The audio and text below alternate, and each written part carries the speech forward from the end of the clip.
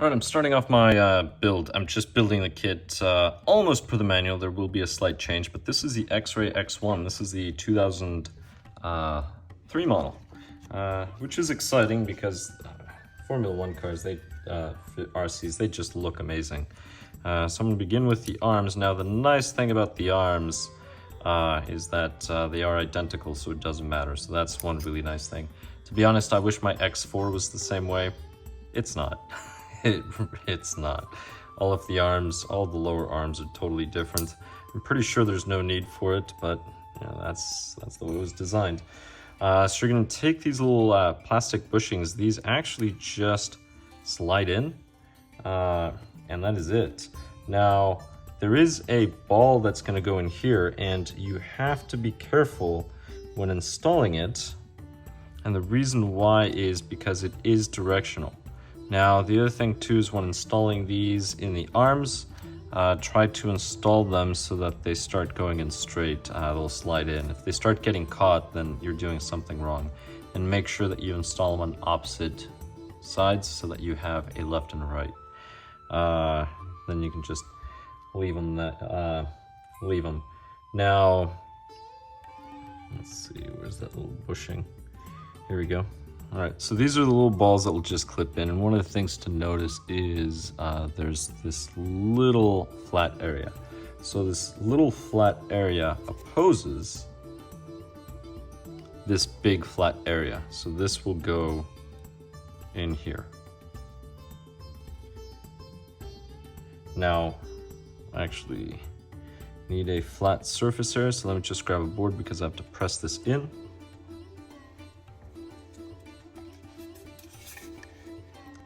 And you can use any board, and that is it. So it does not take much force. Once it's in there, it will rotate. It'll be free to rotate. And let me go ahead and do the other one. So again, that little flat area opposes this section. The reason why I'm using a piece of wooden out pliers is because that little ball is made out of plastic, and I do not want to damage it. That's honestly the reason why. I have a very important reason, I would say. Once you have that, then you can move on to the next step. And for the next step,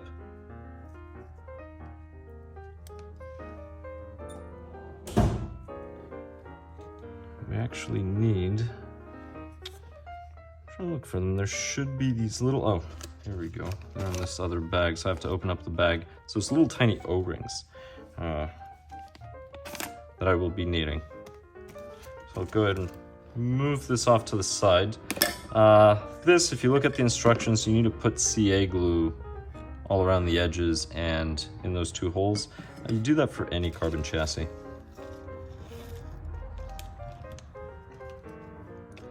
There's a little E-clip. I strongly dislike E-clips, but I don't know, maybe it's an inexpensive way of doing things.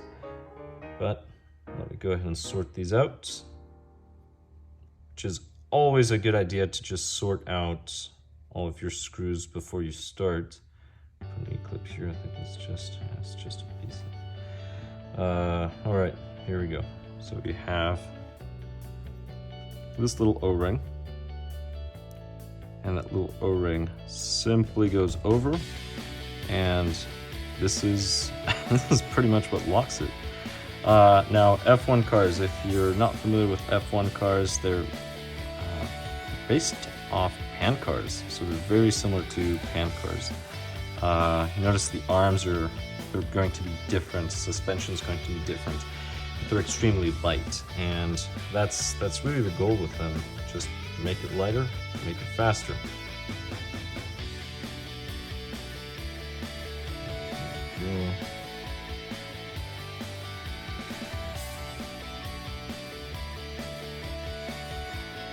These E-clips are also probably the smallest E-clips. No, they make smaller. I'm teasing, but I do find them annoying.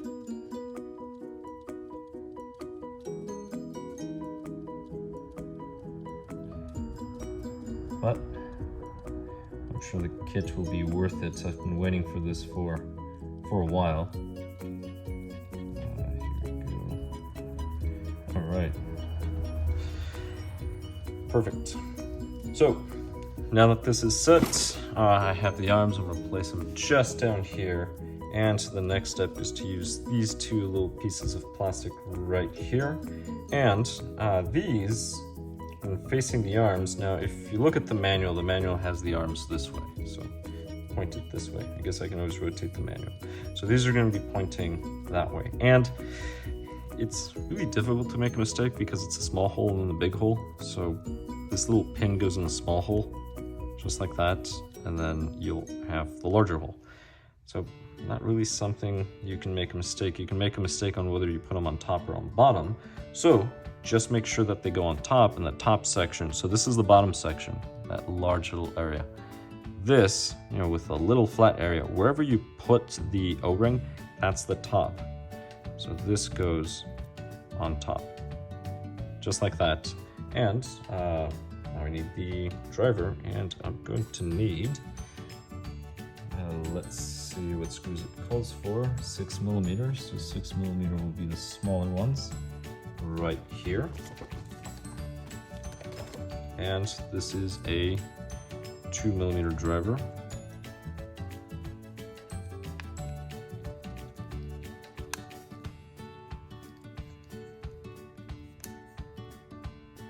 And do not over tighten, there's no need. Remember, this is plastic. You don't want to cross thread your plastic. And here we go.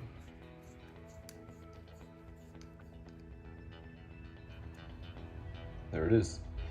Now, this is where the sway bar will be going. I believe, if I'm not mistaken, but I could be wrong. But I'm going to leave it like this for now. And there is one little thing that I need.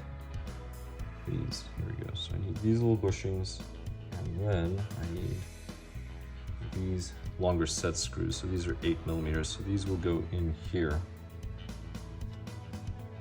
This is a 1.5mm driver.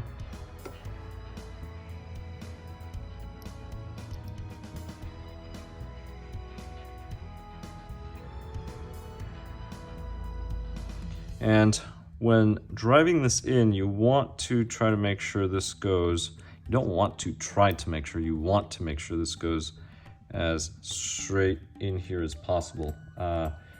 These, if I'm not mistaken, these are the steering stops. I mean, they look like steering stops.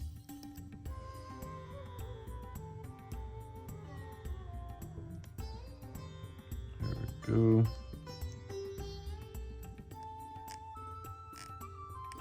It should be about 5mm to the end.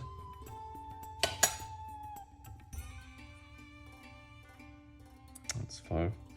So as soon as it snugs up, that's 5. That's 5. Well, that makes it easy. All right. Now the next thing right here. So this is actually for the steering stop. Just come to realize. So this will go in here. Now when you're threading it in here, you're now actually going left because remember, you're pulling this in. That's the reason why. And these should be facing that way. So they're gonna go, so I guess I should tell you that you're putting them in this way.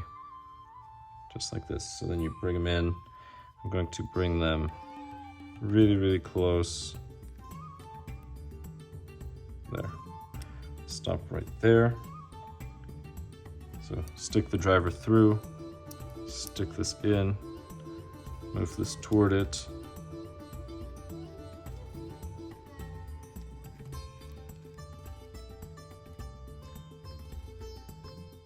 There we go.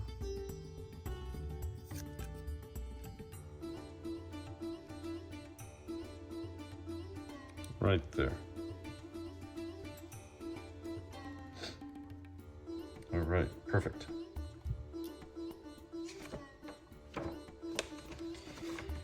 Now, the chassis does have a variety of configurations, so you can go short wheelbase, long wheelbase. Because this is the first time I drive this model, I am going to go with a longer wheelbase, but it really depends on what you're using. That just happens to be the initial setting. Now, a shorter wheelbase will make this thing turn on a dime. But again, I have to try it out first, see what I like. But I am going to go with the longer wheelbase, which means that I'm going to use all the holes that are farther forward. And this is where now I need the chassis.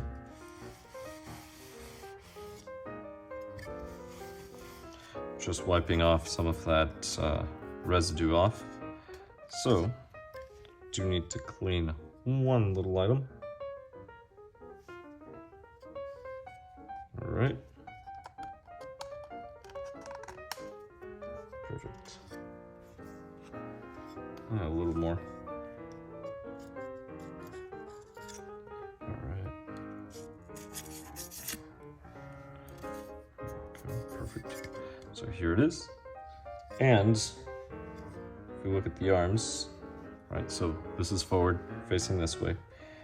These will go in here. So if you look at the arms, there's also a position on the arms that's very important. We can go wide wheelbase, short wheelbase. It really depends on the traction. If you go wider in the front, it'll prevent traction rolling, but it'll slow your steering down. So whenever you start steering, it won't steer as sharp. Maybe that's what you want, I don't know.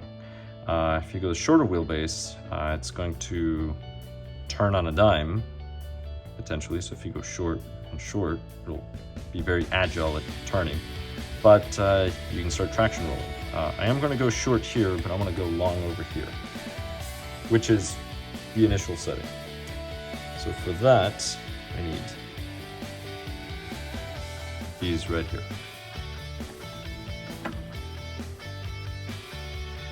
And should be some spacers. Here we go. Nope, those are not it. Oh, see one. Let's see.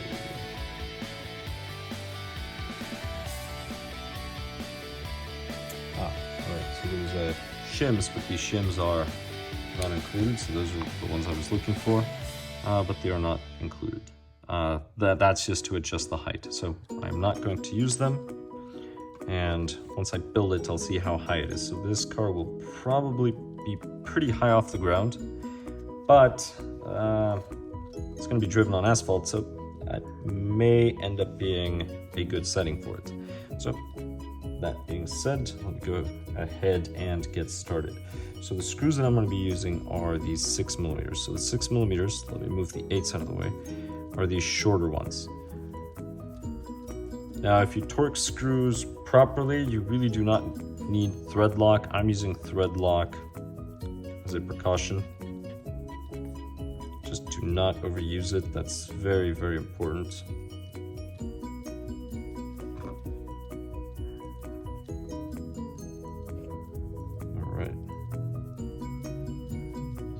Now, this is the top. These little drums go in the bottom. So they go down here. So we have one. All right. And this one already has some thread lock. So here goes number 2. So make sure that you go either 2 outer or 2 inner, but make sure that the holes match.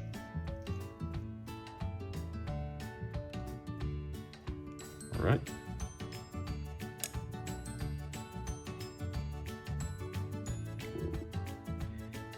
Once, here we go.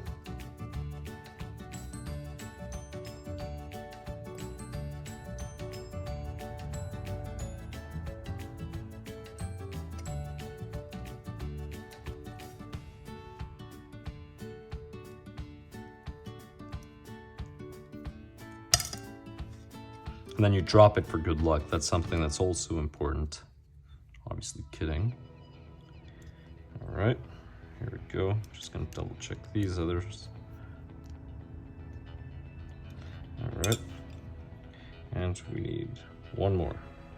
This one already has thread lock.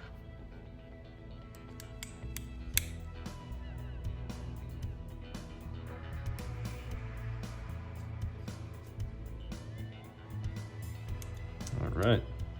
And do not over tighten anything once again. That is very, very important.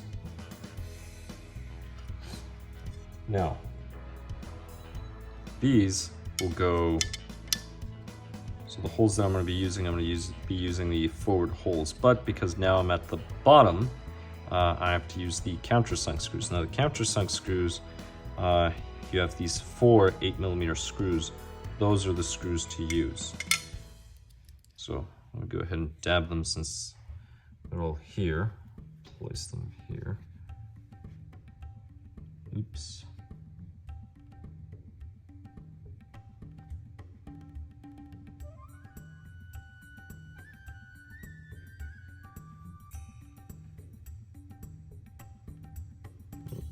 That's a lot. A little paper towel will soak it. All right.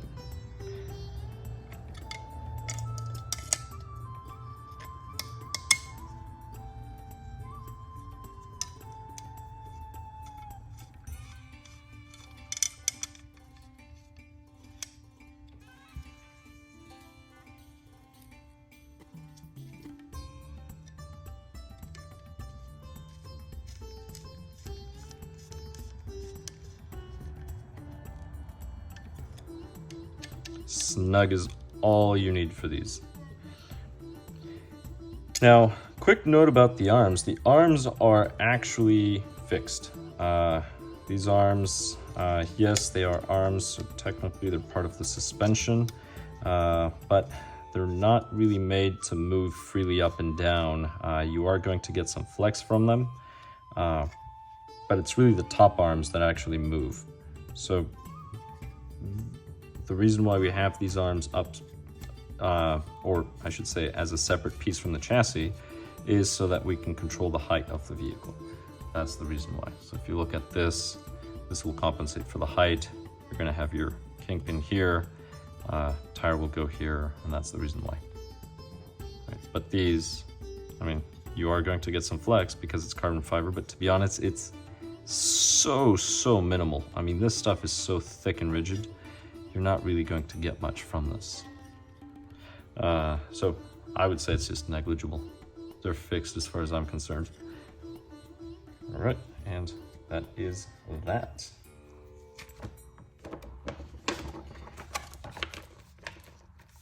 So for the next section, we start moving into the top deck. Now we have 2 pieces here, and this is very, very important. One of the pieces, this is for the wider setting, this is for the narrow setting. So make sure that you keep them, because if you swap them, as you can see, you're going to need the other. So just put them in your parts bin whenever you go to the track. Make sure that you carry it. I'm going to be using the narrow one because that's the one that I need.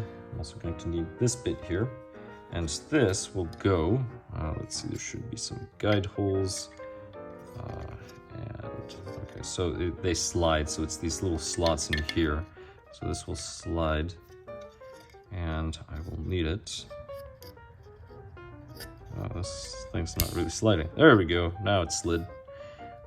So slid this forward so I can use the forward screws, and I need the countersunk screws. For this one, we actually use the short ones. We'll go ahead and place these here. There we go. Now that is perfect.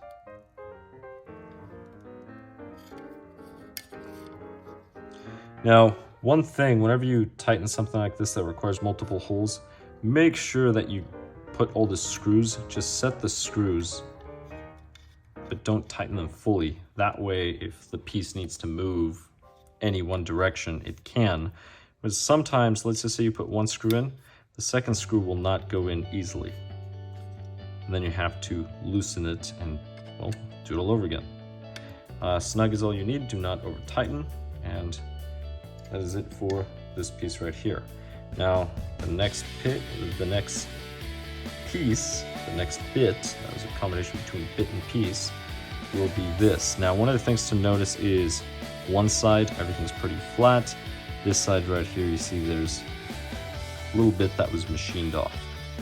So that piece is important. That is going to face rearward, so it'll be facing this way. And the reason why is we're gonna have these 4 little pieces right here. This will be for the top arms. And 2 of them will sit slightly higher, 2 of them will sit flush in there. So this will give us a little bit of kick up. All right, now the stock setting, let's just make sure these are all 2s. There's little dimples on them. 2s, 2s, all right, they're all 2s. Stock setting is they are toward the rear. So the holes will be toward the rear. Right, there we go. They click in. Clicks in, perfect. And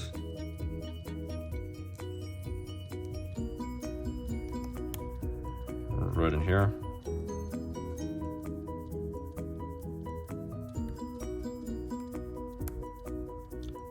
And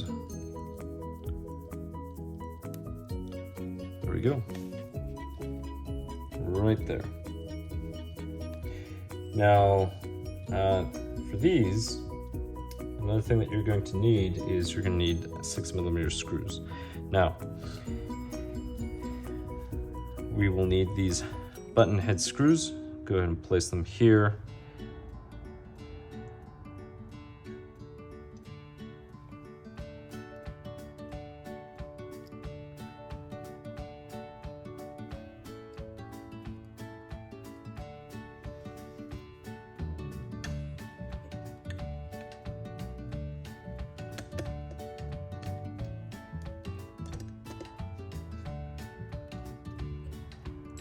Right there.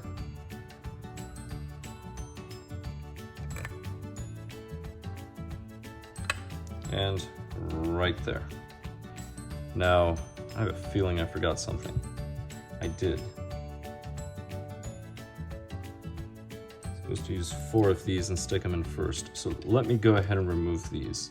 At least I got the right screws. And one of the easiest way to know that you forget something is, well, I mean, one, if you had read the manual first, that's the one thing, right? Who needs a manual?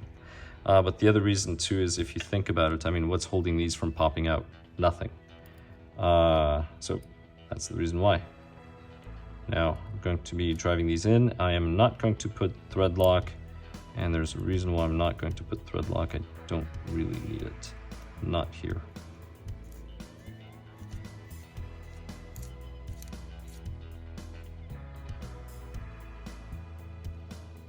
That's because there's another piece that goes up here that will hold everything together.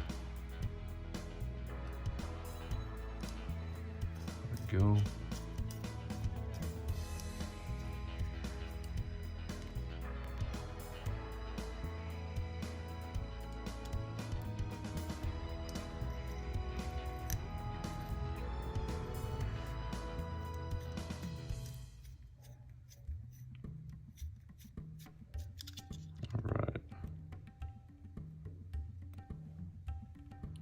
One more.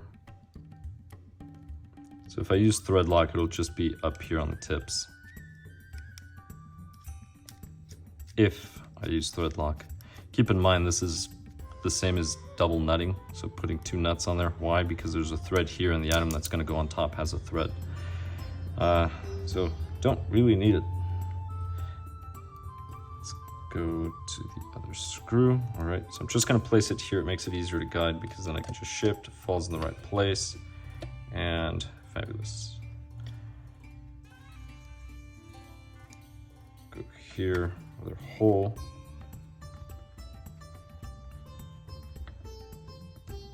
Now there are other inexpensive options, or less expensive options, I could say, not necessarily inexpensive. You can buy the Exotech. The Exotech is a very popular vehicle. I know many people that use it. Actually, our local track, it's an hour away. Most people I would say probably use Exotech there, including the owner of the shop. My buddy uses the Exotech as well.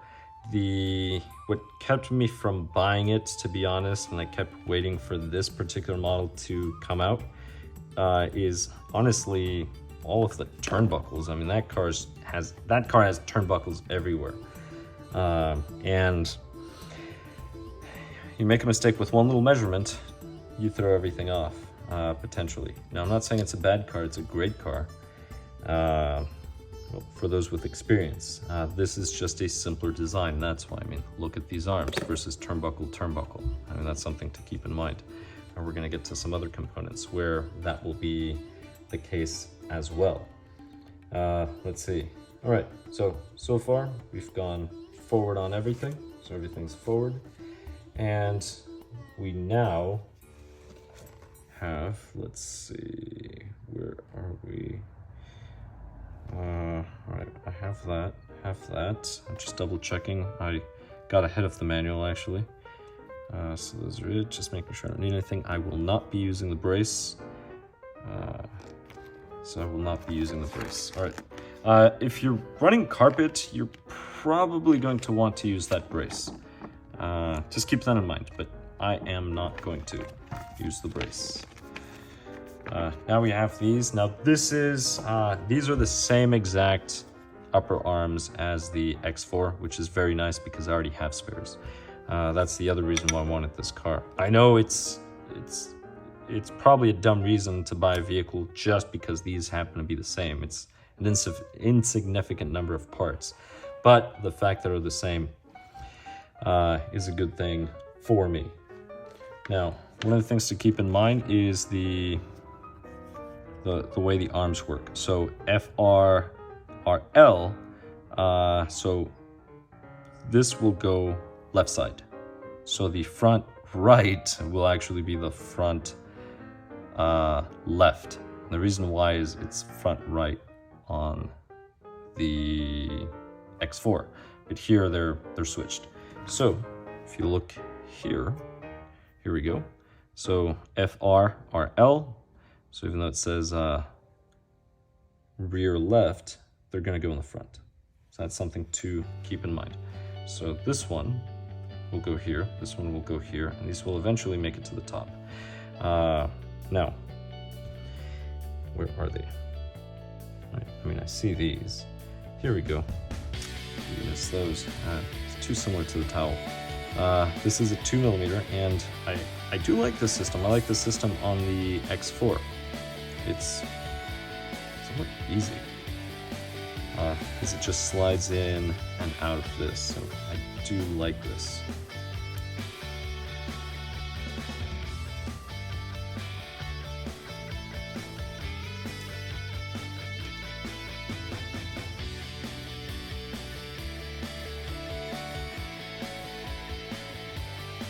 Now, you can always use graphite grease so this thing goes in smoothly, although it did go in smoothly, so I'm not really concerned. It's up to you.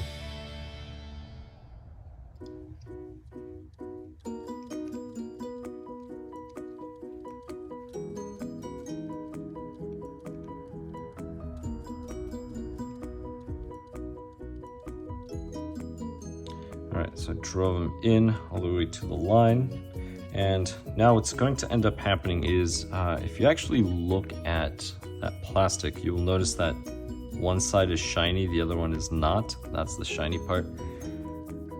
Camera's not getting it. Alright, camera's not really getting it, but that's the shiny part. The shiny part is, there is a direction to it, so that is the bottom.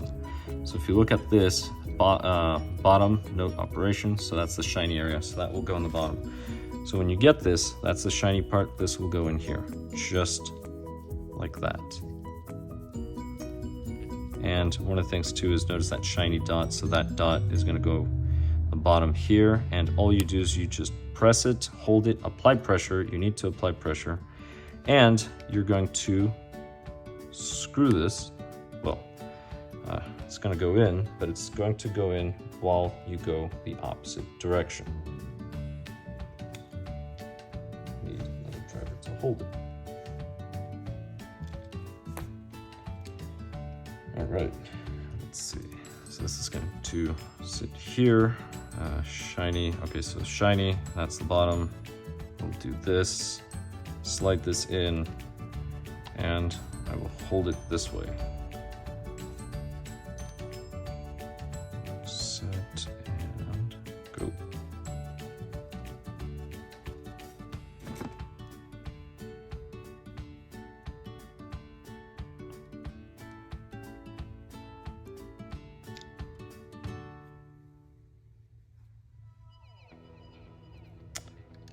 You know what? I made a mistake. Hold on. Oh, shoot. That's how long it's been. This is why you don't build cars at 3 a.m. Let me try to remember. Okay, I don't want to go all the way in. I actually want to set this at 31 millimeters. So give me a second. I need to redo these. Go ahead and measure. So looking at the threads. Actually, I want to go right. All right, so I do want to go right. Let's see.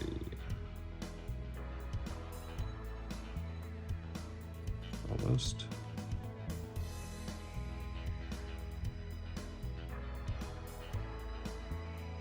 Perfect. All right. Let's do this again. Shiny part.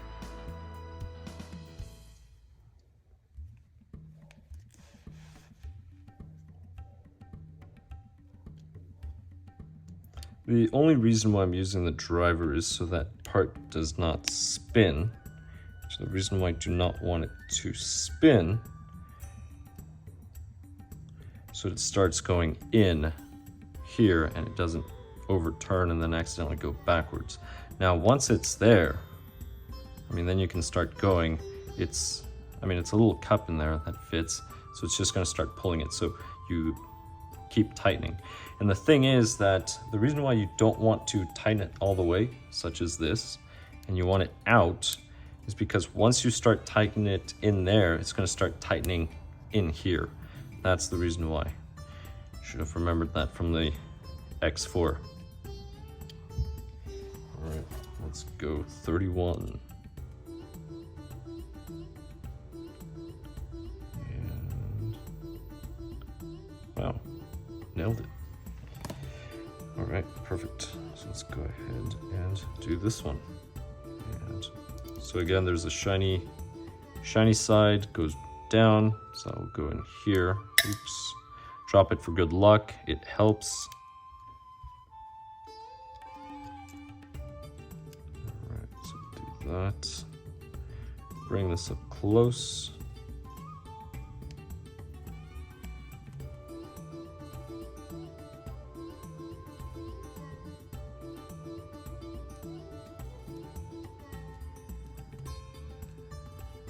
All right, here we go. Perfect. And now I have to take a few measurements, but I could use the ruler, but I'm not going to use the ruler. I'll actually use the calipers for this. If you only have a ruler, go for it, use a ruler. Calipers are actually much better.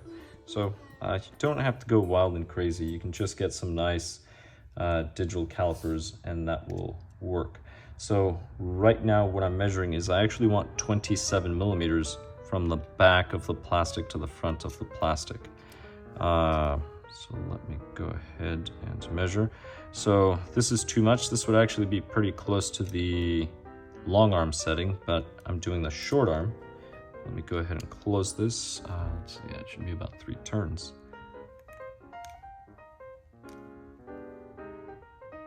And by 3 turns, probably 3 half turns because it's threading here and there. So it's half the amount of turns. Maybe another turn, half turn.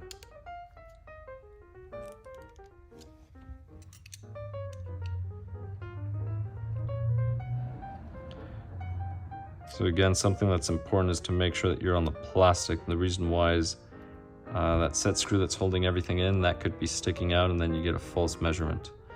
All right, so 26.96, that's close enough. Where you want it to, there.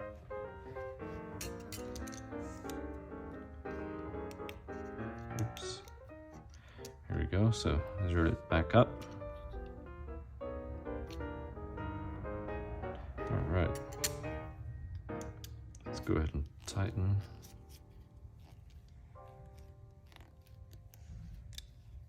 There we go.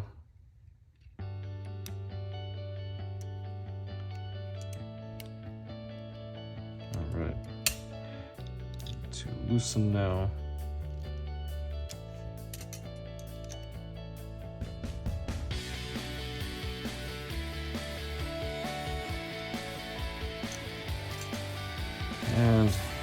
goes right, he goes left, he goes right again. There we go.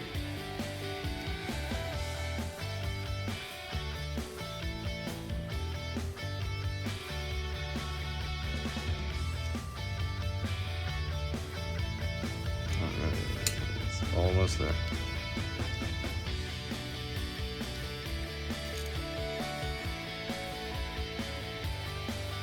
Close enough. Put it back in the case. All right. So again, just double checking left and right. Perfect. So now I need these little balls. So these little things, these will now go in these little screws. So I am going to put a little bit of thread lock, even though originally I was not planning on it.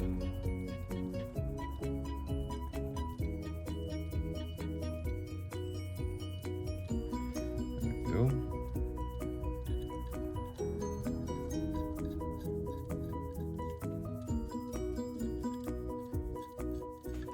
So it's just the 4 of them.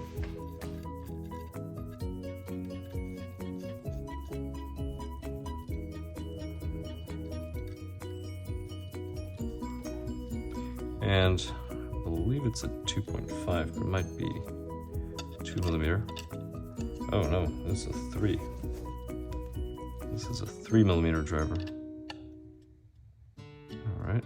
Snug is all you need. Do not over tighten them.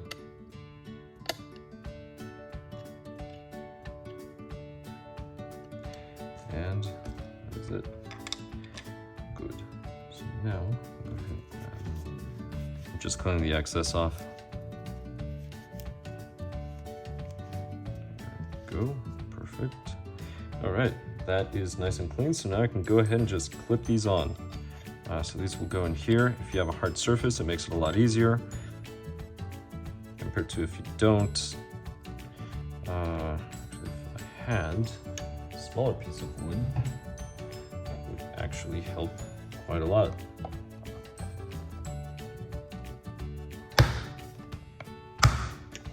There.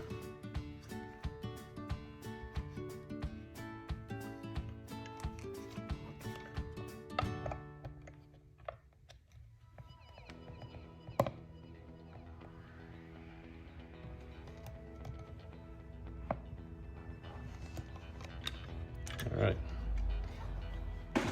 The other one went in easy. I will be using the pliers for this one. So let me go ahead and grab the pliers.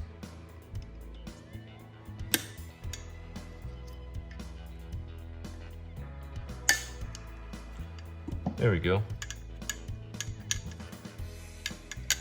All right, just making sure they move freely. There isn't that much movement compared to other vehicles, but that's normal. There's going to be a lot less once I build everything. But that is set. Now at this point, I can start building these right over here. And let me just inspect and make sure there isn't a left and a right. I do not believe there is, but you never know. These appear to be the same. That's good. All right, so this will go in from this side and it will just move through. Now, one of the things that I'm noticing here is this does not move freely. So I'm gonna check because I may have to ream this.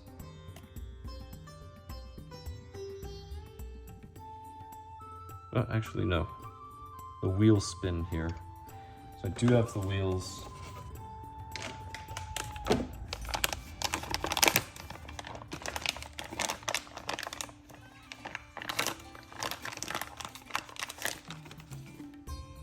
So let's see, so the wheels, there's bearings that go there, that's what holds the wheels. All right, so this is good. Don't have to worry about it. Nothing needs to be reamed. All right, so then set. So now at this point, go ahead and put the set screw in the back. So we're gonna go ahead and grab this one right here.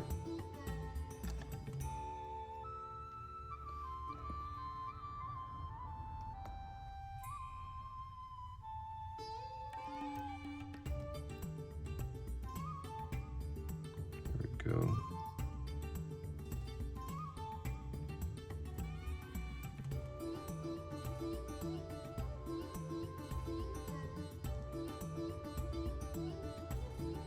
All right. So I'm just gently tightening the set screw and driving it behind the spindle.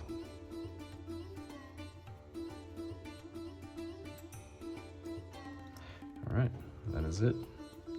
Now I do need a left and right, so I just need to make sure that these two I install in the opposite locations. Now the initial setting is setting 1. Setting 1 is all the way over here to the end, then it's 2, then it's 3.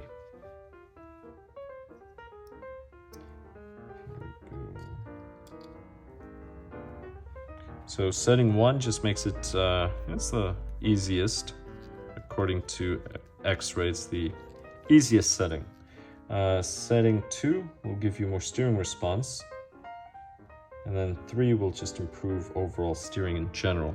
But sometimes when you improve steering, what that means is the car will react a lot faster, which is good. It'll turn sharper.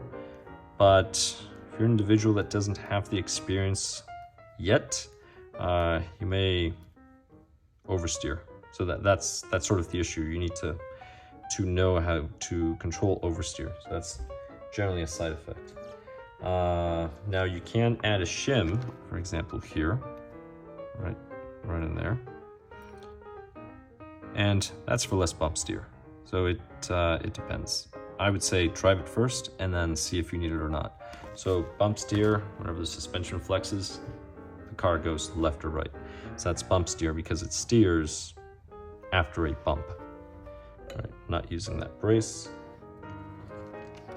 All right, so now the actual suspension. So I will go ahead and place these here.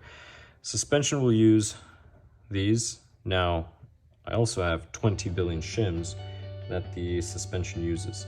So for right now, the easiest thing will be to just put one E-clip in. And for that, I will need some handy dandy pliers. There's these. There's the E-clip.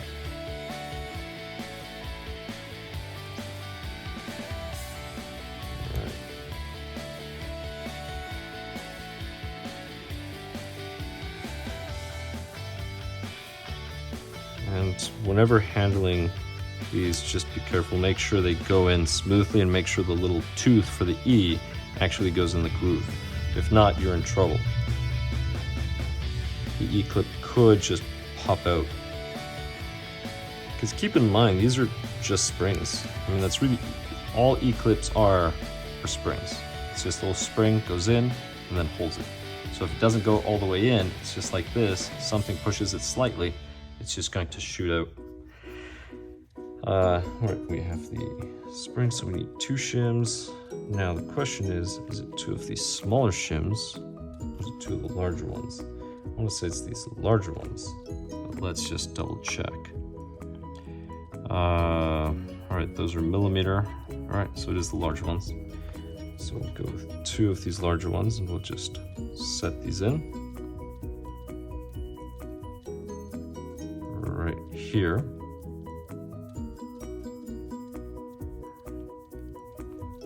Right there. And once that is finished, now I can go ahead and drive this in, but not completely through.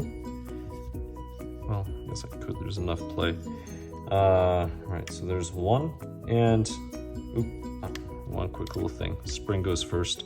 So it's the 2 shims and then the spring.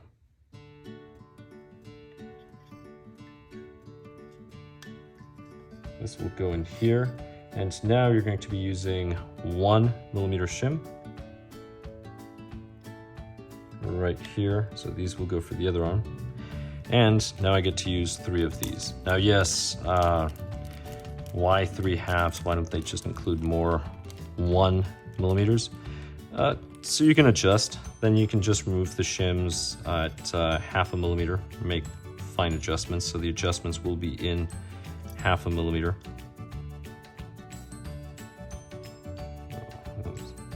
challenge. It kept getting stuck in the groove. All right, there we go. So now that is there, this can go in here.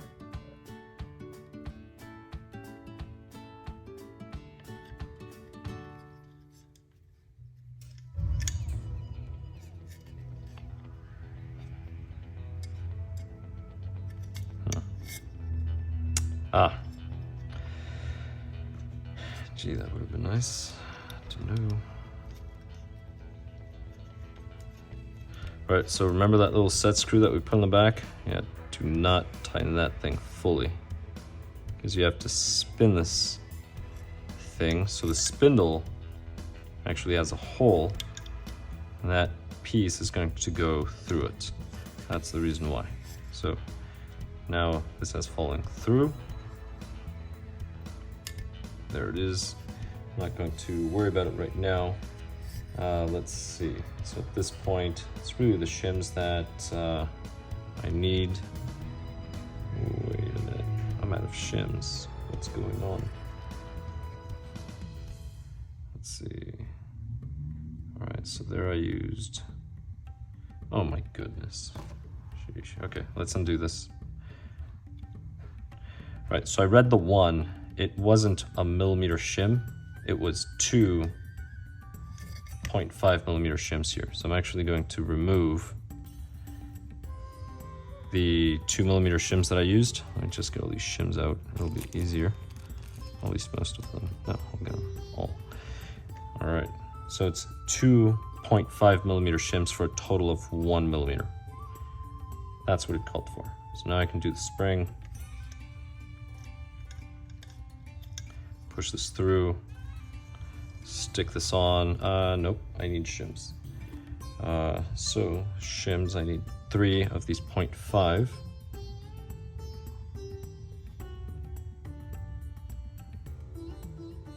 Two, 3. Then I need a 1 millimeter shim. So that's a total of 2.5 in shimming. Now this can go here. Now I need 2.5 shims. So 2.5 shims.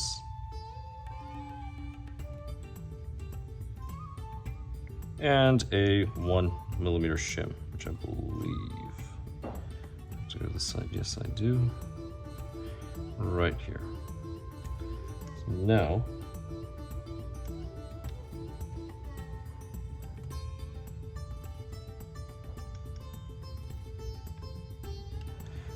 this. Now up top, this is where you're going to need many shims.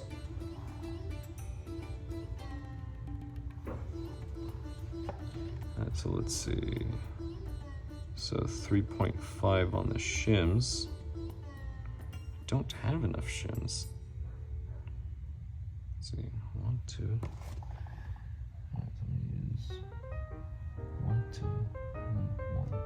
I only have 1 spare, but I need 1 here.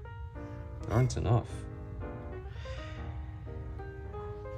All right, so let me just see. Millimeter shims. All right, so I have 4 left. These are all 0.5s. I think I'm gonna have to use a bunch of 0.5s. Let me check my shimming once again, making sure I didn't use too many. So I used, all right, 0.5 millimeter, good. And then 3 0.5 millimeter.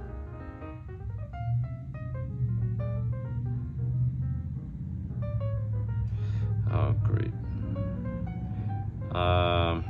So shims could vary. That's fun. Alright, so then I'm going to need... Alright, perfect. Alright, so I do have 2 and I have 1. So now on top I need 3 and then 2. So there are not enough shims. Great.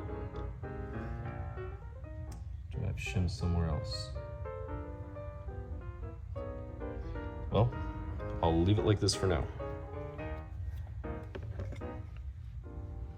And it tells you to determine how many with the wheels, but to be honest, you have to build the car and then do everything else after. So I'm just going to leave it like this. For now, I may put a piece of tape just to make sure if I flip this, this doesn't come off and then shims fly off. But that is something I'm going to have to do later. And then don't forget about the E-clips. So those E-clips will hold everything there. So I will simply just do this other side. Oh, actually, I do. I apologize. There they are. I couldn't see them. All right, I have plenty of shims. Let's just start building the other side. All right, so we have this. So we get 2 of these 0.5s. All right, that makes sense. I had 2 1mm shims here. And you know what happens. That's why you shouldn't build RC cars at 3 a.m. Or is it 4? I don't know. At this point, it's all the same. All right. So now I'm going to need 3.5.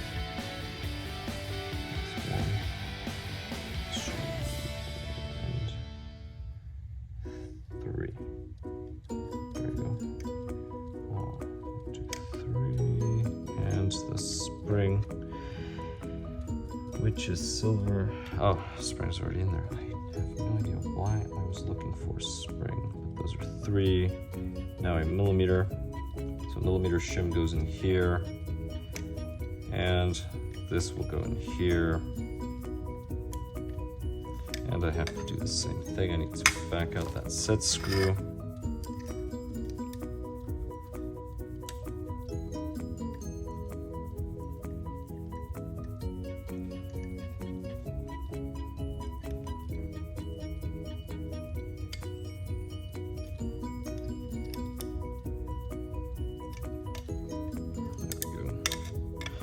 Right there.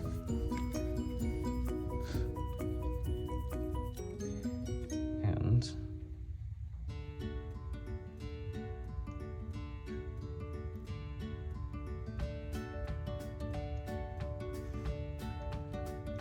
as that's 3. And then once I do 3, I need 2 millimeters.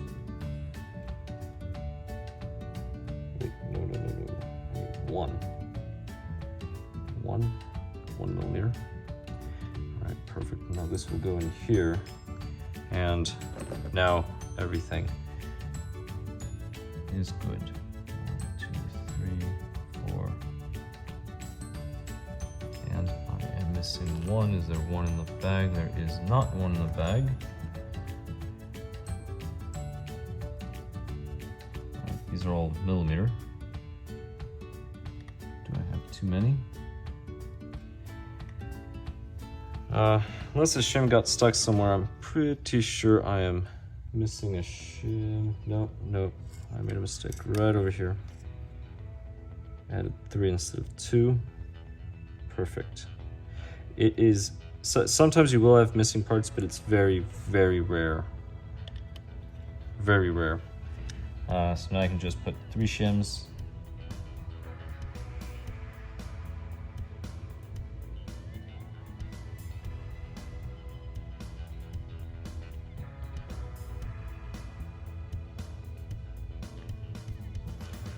And then the 2 for the millimeter. And at this point, don't bother with that side because you need the E-clip over here. Now, one of the things, so push this up, but then bring it down. And the reason why is if you bring it down just to where they're somewhat flush right there, you can put the E-clip. This just makes it easier to drive it in. Right there. Perfect. That's the reason why. All right, so let's go to the other side. Now that I can hold this, place it there.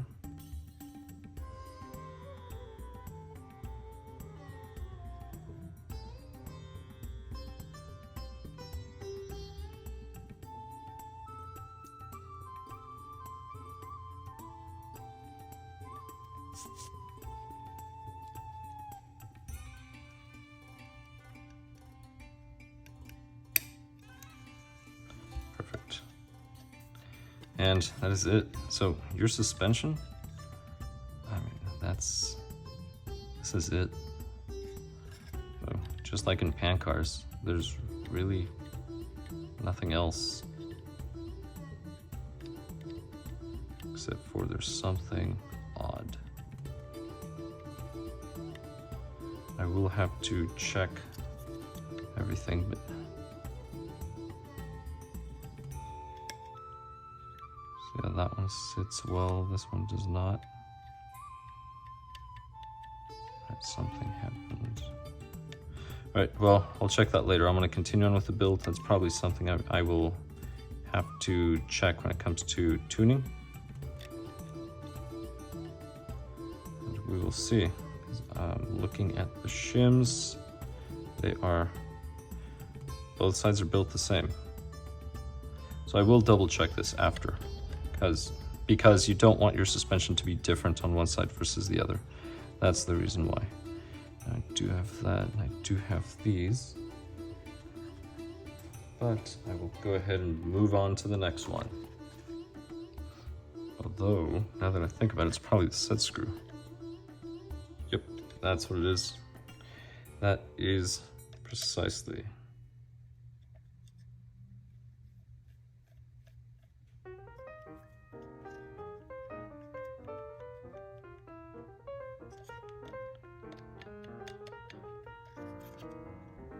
Oh my god, this is...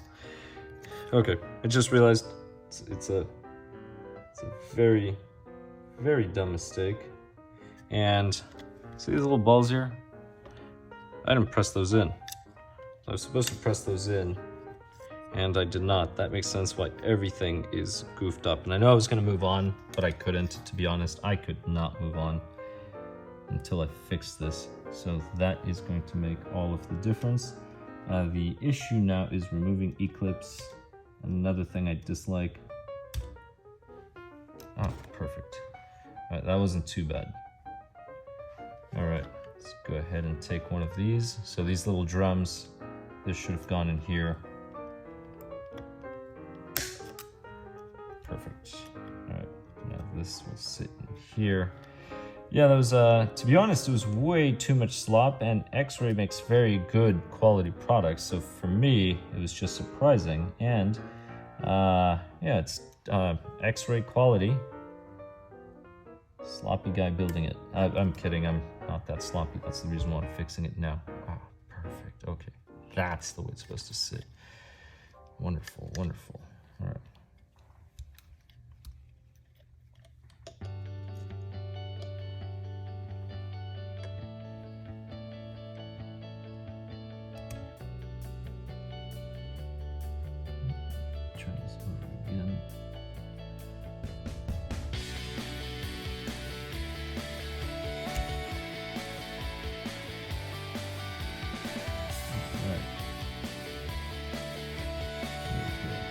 Thought I lost it for a moment.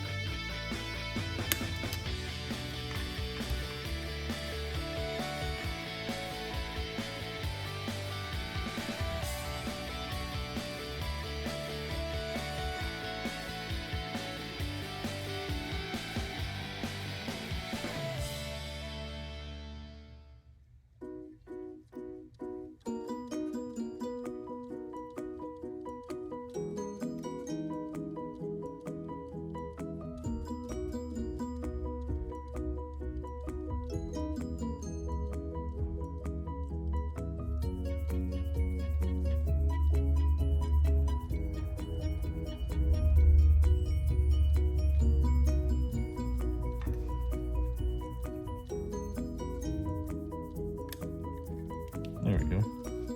All right. Perfect. All right. That's what I expect. All right. Perfect. Let's go for the brace. Don't need those.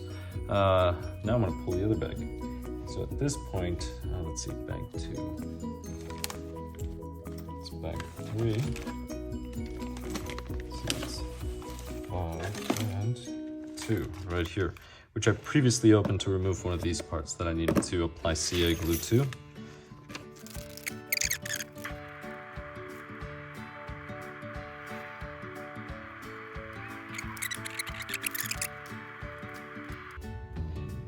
To be honest, there's a small amount of... There aren't that many bags in the kit compared to, say, the X4. But there are so many screws. I mean, this just looks...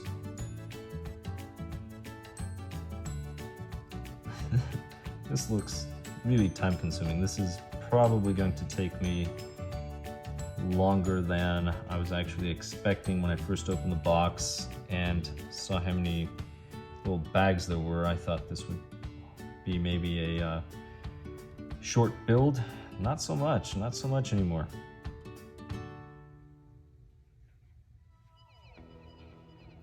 Let's see.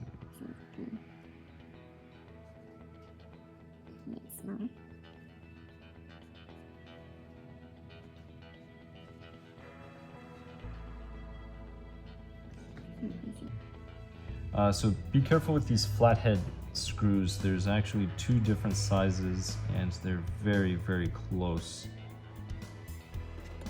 So I'm gonna need this little section. Now this section, this is the top, this is the bottom. This goes to the right. So this long ear here, this is going to go to the right, and we're gonna be mounting these. Now, this one is going to be the right side, and we'll go right in here. Now, let's see, things that I'm noticing. That is correct. So this will go here. Interesting.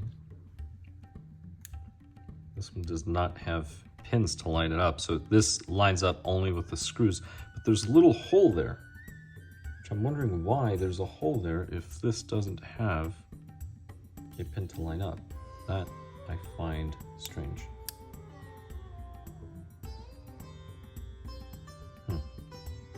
Interesting. Well, makes no sense to me, but that's what it is. Alright, so countersunk screws. I'm gonna need the 6 millimeters. So 6 millimeters will be these. So 2. So we need 2. No, these are 8. These are 6. That's where the calipers come out, just so I can measure them.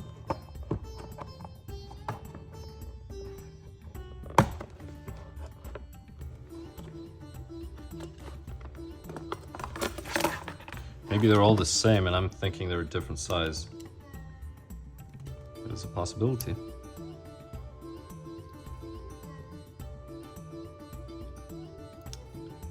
These read 5.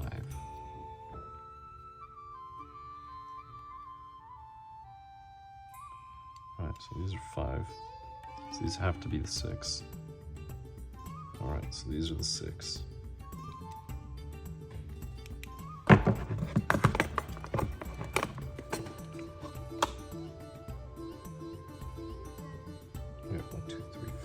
Perfect.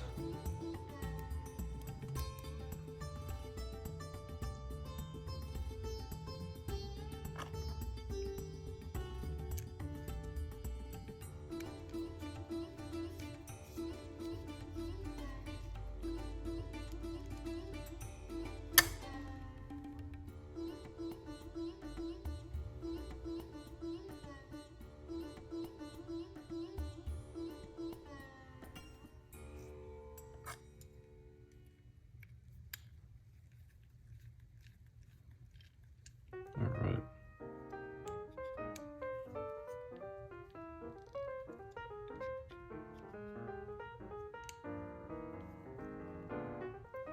There we go.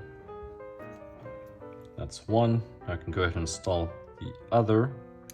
The other will go here. So just make sure that this faces forward, this faces back.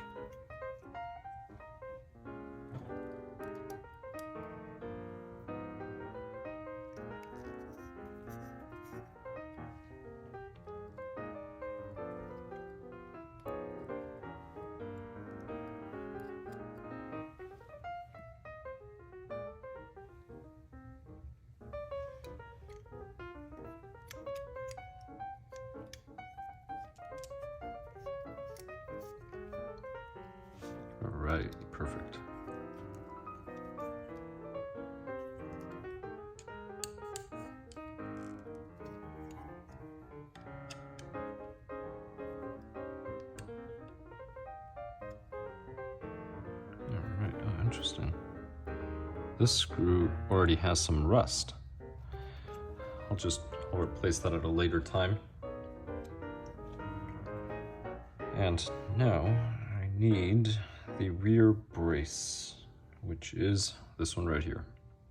So this one will go here in the back. There's no front or rear side, so it does not matter, but there is an up, so just make sure this little loop faces up. Well, I called it a loop, but it's a little crescent. And I will need 5mm screws.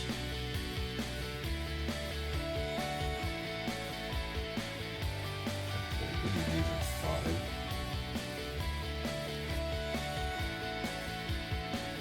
they are.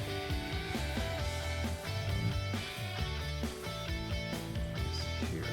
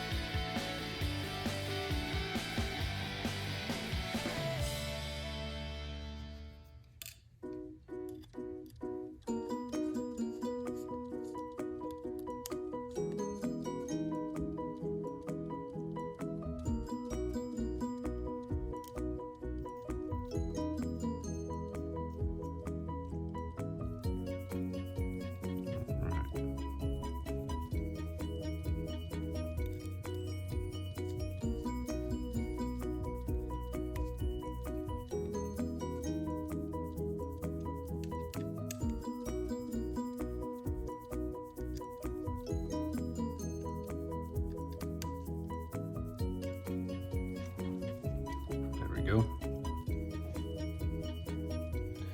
All right, now these holes back here, these are for a fan. I will be installing a fan, but I'm going to leave that to later. So I'll probably do that at the end. Although this is probably the best time to install the fan, because in order to install the fan later, I will have to remove these screws. The only thing is that I have a 30mm fan and I want a 40mm fan, so I'm gonna end up removing it anyway. So why install it now? That's the way, that's my reasoning, and that's what these long screws are for. So these are the massive ones. It says 12. These are not 12. I think I'm gonna need them. Do they come? Position. Well, something I'll figure out later. So at this point, I'm going to move on. And now I need this little section. So this is where everything's going to pivot. Now this is directional. So as you can see, this has been machined at an angle. So it's been machined off. So let's go ahead and, all right, so we need a 1mm. Here's the 1mm, and we need one of these. So this will go in here. So 6mm thread. Well, 6mm. Let's see, that is 6mm. Perfect.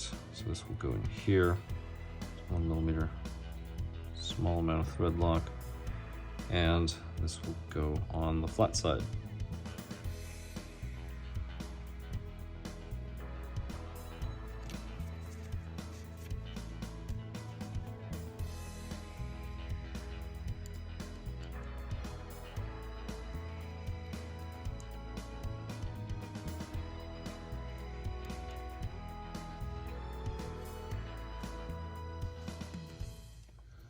Right here. Now, once this is installed, I can go ahead and grab this, and this piece will go right here. And it will go just like that. Let me just show you the image. So if you look at the image, it'll just fall right in here. So the flat side goes toward the bottom. And screws that I will need are 6mm. These right here.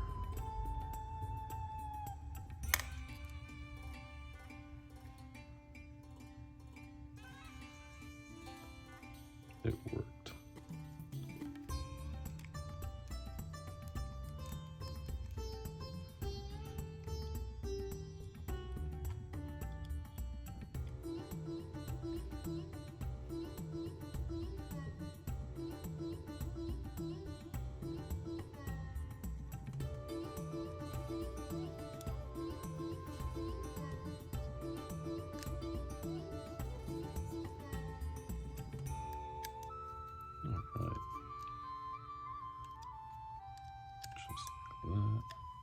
Snug is all you need. Do not over tighten that. This is actually a pivot point for the rear suspension. This is an important piece, very important component.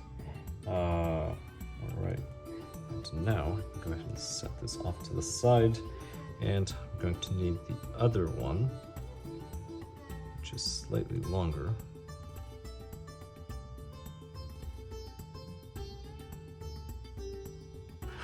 Which I don't see, to be honest. All right, there it is. Perfect. All right, so this is a longer portion. This is going to go back here. So this goes in the back, and that's the front. This is the rear. So when you're placing this, there's actually an orientation.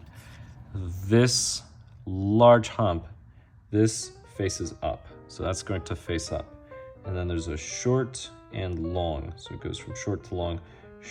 The short is going to go, so it's going to go like this. So most of the mass is going to be on the left side. And it'll go over here. Now again, you can go forward, you can go back. The stock setting is in the back. So it'll go right back here. Right there. And again, we're using 6mm screws.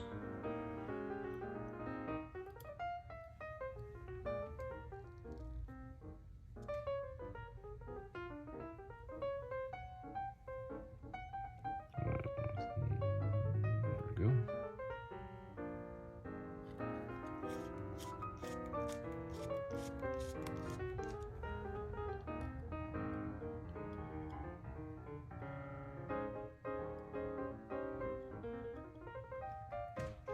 And let's see.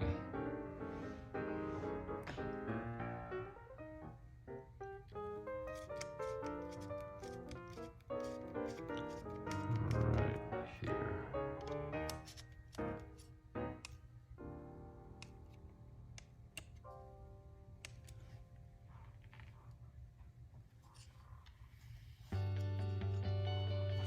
Perfect. So that's it. Now, there is one little thing though. This little plastic thing, you see how it's flat here on one side?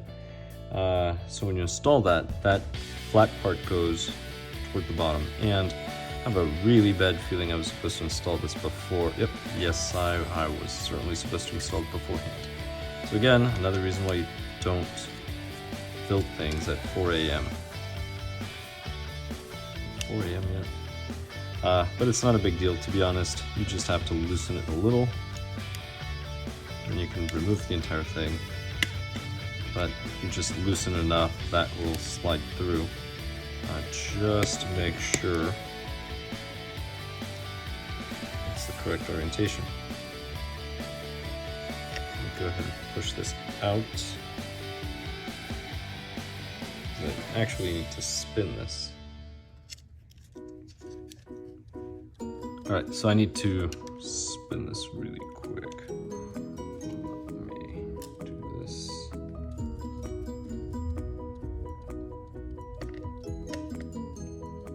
Alright, so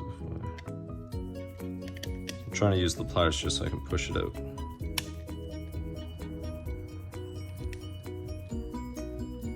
There we go. Alright, perfect. So now I'm just going to spin this slowly. Not that I was going to spin it fast. But there we go. Alright, so is that flat? That is flat. Oh, perfect. Alright, so now it's flat, so it has to be flush with this. So I can go ahead and just tighten these two.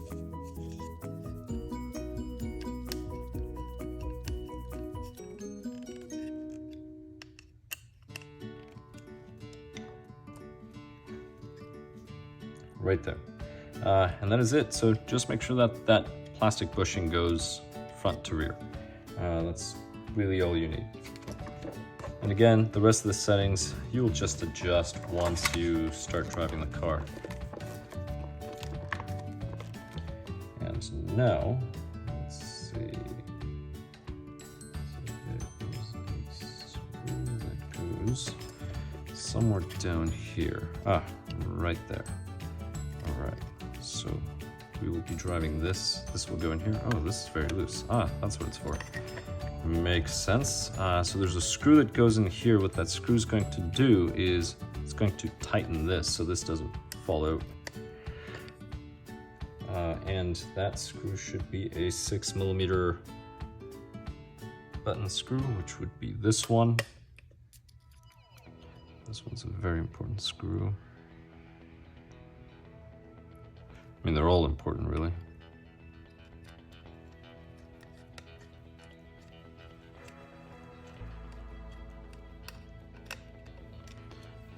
This is not the correct one. It's a 2.5, of course. Let's see, 2.5 by 6mm. It's probably going to be a 1.5mm driver. There's only one screw that fits the description.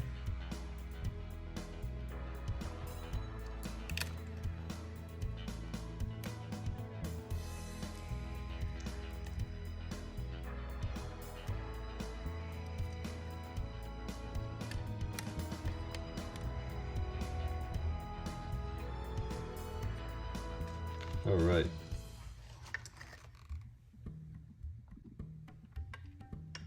All right, so just make sure you do not over tighten this. You still want it to move freely. That's pretty much your suspension. All right, now it's taking form, which is really good. So now I can work with these. This is another difference between the Exotec and the Xray. Exotec, again, you're going to be using turnbuckles. So this is another reason why. This is just a simpler design. Again, I'm not saying one is better than the other. This just seemed simpler to me. All right, now we need these little balls. All right, so there's 2, should have 4, there's 4. So these are going to go in opposite directions. So one of them will go in this way, the other one will go in the other way, and we'll go ahead and snap one in. So that one went in this way, so this one will go in through the opposite side, just like that.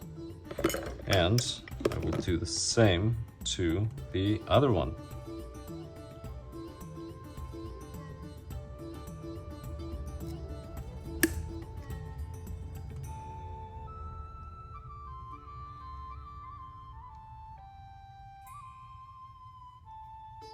There we go, perfect. Let's see, all right, so it's going to be these 2.5 screws. So it's the last 2.5 screws that we need. These will go in here. Now, you don't need to use thread lock because you're going into plastic. So don't use thread lock if you're going into plastic. Let's see. So if I orient these.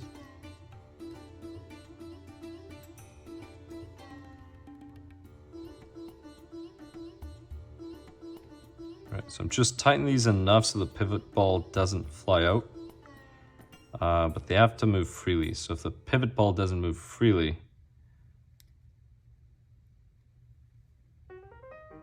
then you loosen it.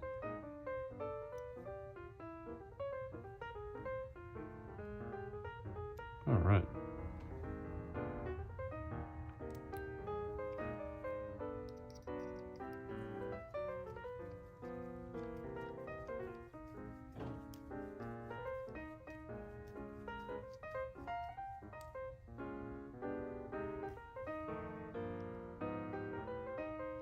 All right.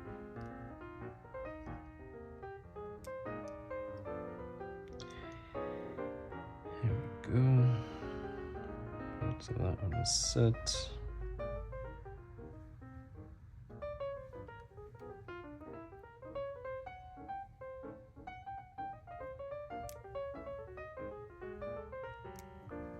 And then there's only one way they can go, because one of these holes is just smaller so that it threads through. So it's the other hole, the one that's slightly larger, that the screw goes through. So just keep that in mind.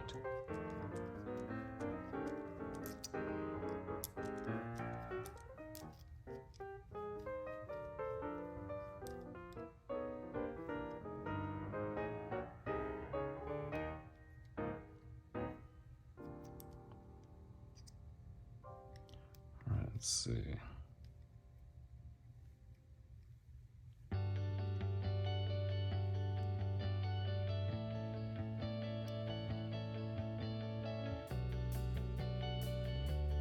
Perfect.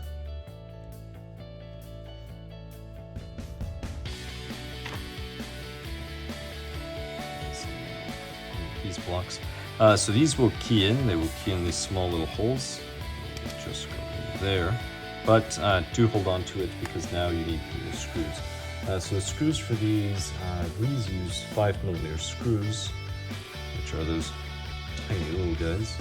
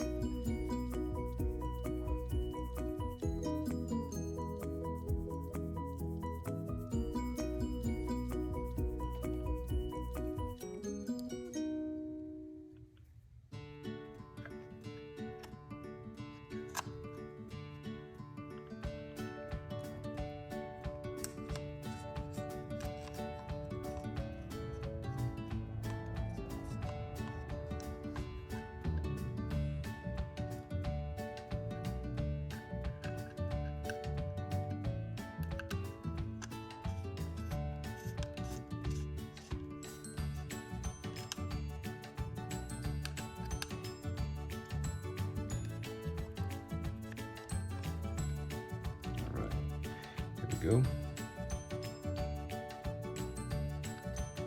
So these go outward, and for the top I use button screws, and the button screws are 6mm screws.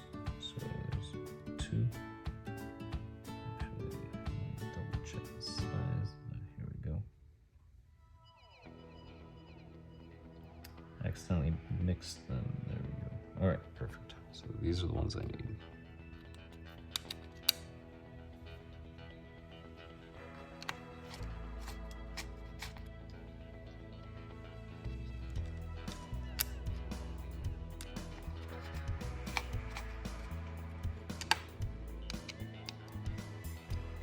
So soon I will actually be tying the front to the rear. So I'll leave that there, just so it doesn't accidentally fall on the screws. I don't want there to be a mess.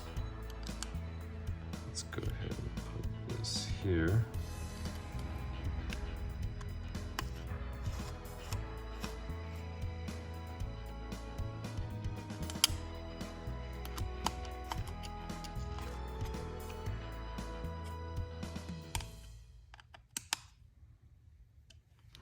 Perfect. All right, let's go ahead and put this here.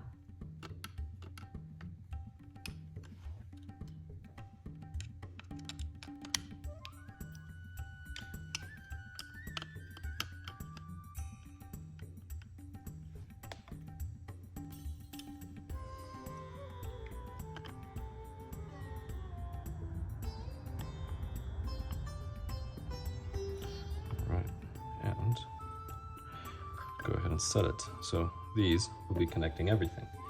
Now, the screws that I need in order to connect these, let's see, will be the 6mm screws. So it'll be buttons on top, and the initial setting is the center. So I'm going to be using the center for the initial setting. So let's go ahead and get those 6mm screws. All right, so I need 2, 1, 2. There we go.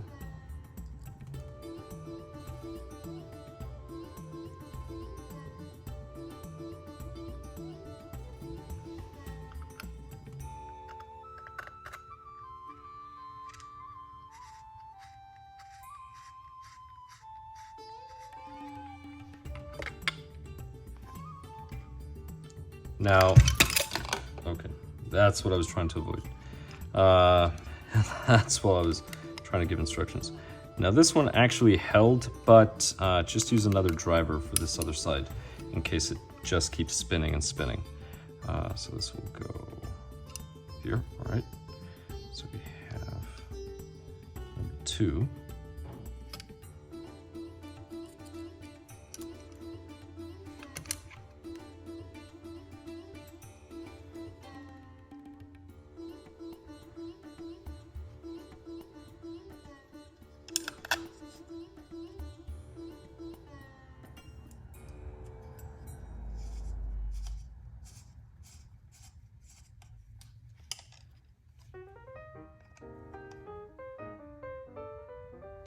All right, this one also held, so that's good.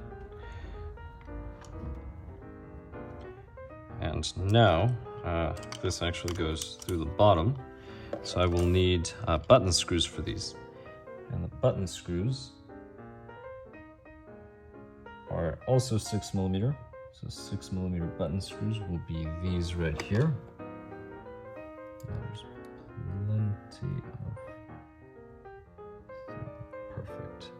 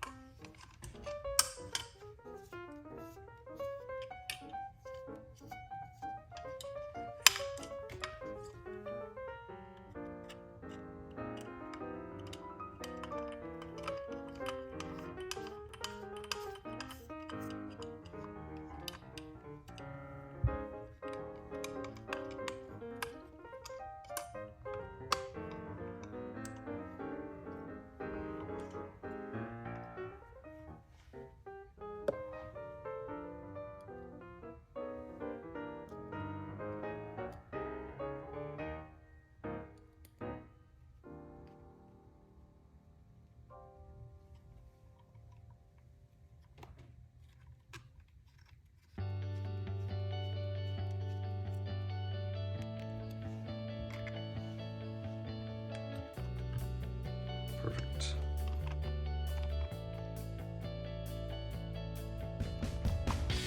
Alright, that's the suspension right there for the rear. Now, let's get this T. Wipe that dust off. And this is what's going to hold the springs for the rear suspension. It's really this part.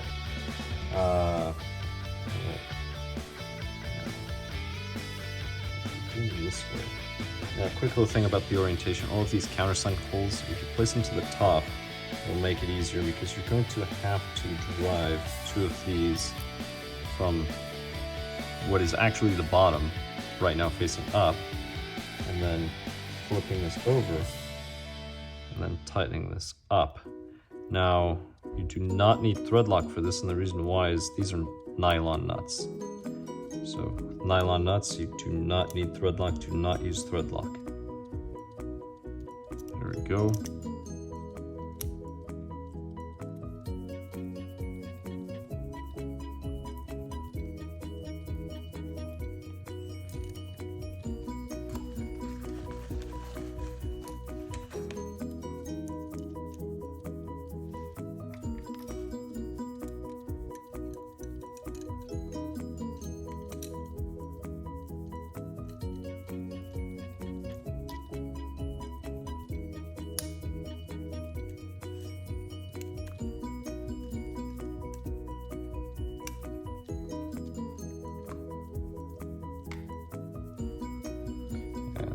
this is it. Right here. And there's 2 long set screws. Here we go. So these will go these small little holes.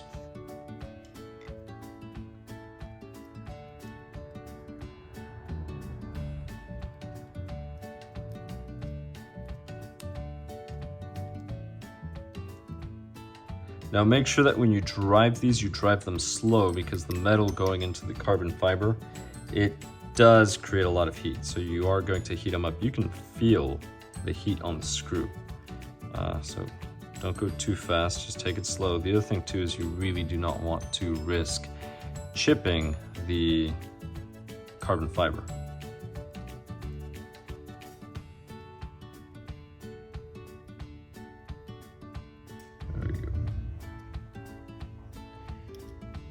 Alright, so let's see, this has to go even farther down.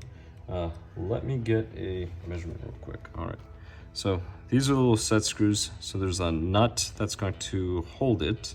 It's interesting, it goes from here to there. Let's see, springs, alright, those are included. And they have to go, alright, 0.5 millimeters. Alright, well that works, that's easy enough. To be honest, had I known that, probably would have gone the other way.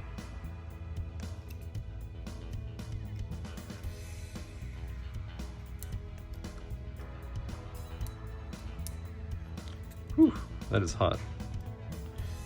Go to the next one. So I'll do this one, then I'll switch over.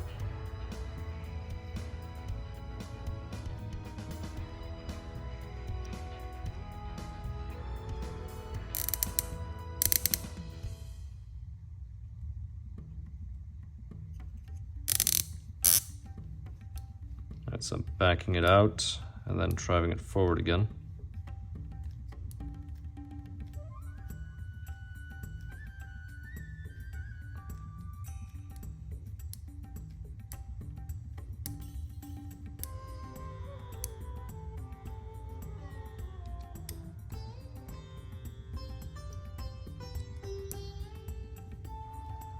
And then just make sure that this is sticking out. Just realized I went the wrong way. I did go the wrong way. Right, so I just flipped it, no big deal. So here we go. So this points down, these point up. Once I have that, now I can use, there's these little plastic cups right here. They have a hex. So you just drive them in. I'd say put them in by hand just to ensure that they go in relatively even. And again, I'm changing my mind. I'm going to use the driver.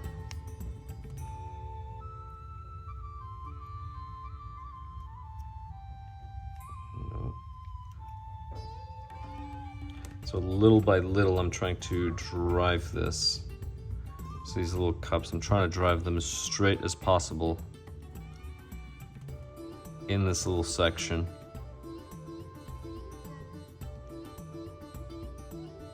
And this is more of a challenge. I'm gonna go ahead and put this on a flat side. It'll be a lot easier. All right, so this is insane.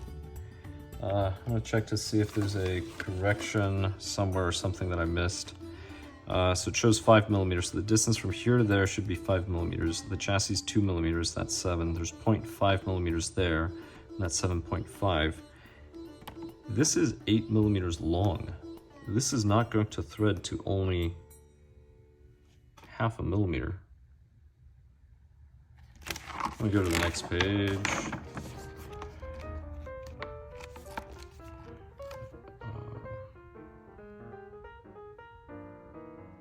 Alright, I guess I will just make do. Alright, well, let's see.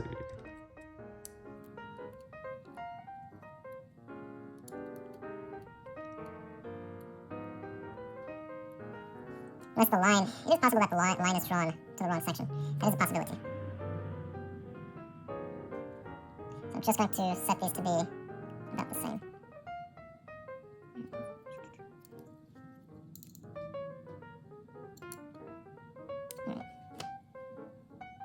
that's close enough.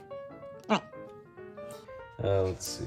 Next part. So I will go ahead and grab this. Where are springs? The springs will go here. The springs just click on. That's it. Perfect. And this goes toward the bottom. All right, so now I need the battery holders. The battery holders, these right here. Now, are these the same? Yes, so doesn't matter if it's left, right. That will be determined by how it's placed here on the car. So that being said, because they do have to be uniform, I'll simply go this way, and I'll flip them this way. So these little corrugated areas, these are going to go, let's see, so I'm gonna hold it just like in the picture. This will go here, right here, and this will go right here. So the corrugations are going to go toward the back, toward the bottom of the screen. That's the way the manual has them. So if you look at this, right, corrugations are going to go toward the back, smooth slot's going to go toward the front, and now I can go ahead and grab the 6mm button screws, which are right here. And now, these. So the initial setting is all the way to the front. All right, and it is. All right. So you're going to put these. So it's these little round ones. These will go in here. It's supposed to clip on. Oh, I see. All right, so there's one side. So, okay, I'm not lining it up correctly. There's actually a flat side. So let me see. The camera's not going to pick it up. But on this short side, it's not perfectly round. There's actually 2 trimmed areas. That's what it has. So those have to fit in these little slots right in here. And that's what I am currently struggling. There we go. Perfect. All right. Just got it, and now this one can go right there. You can use a little bit of thread lock. I don't think it's going to matter for this one, to be honest. And do not over tighten this, because this can actually break the carbon fiber inside. Keep that in mind.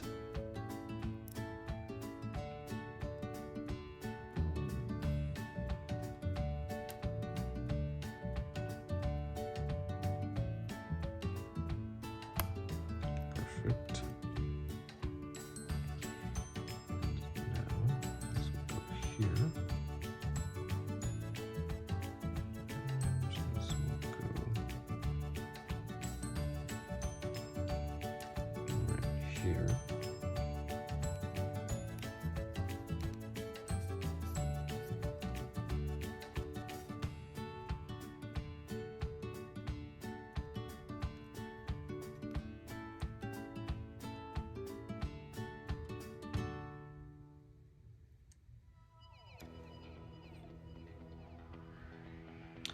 All right, and that's it. So these two will hold the shorty pack, so you will need a shorty pack for this, but that's what they will do.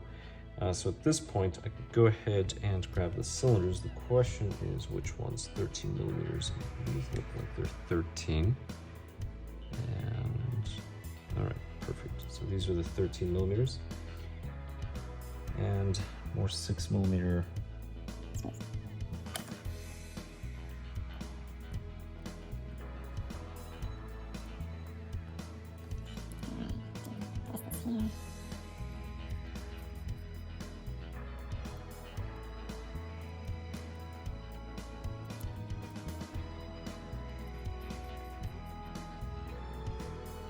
All right, snug's all you need. That's always important. And I can go ahead and pick this up and go ahead and set this right here.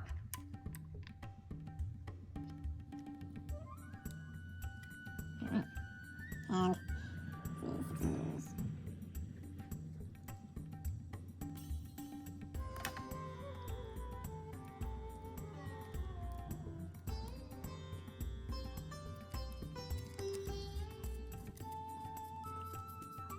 here.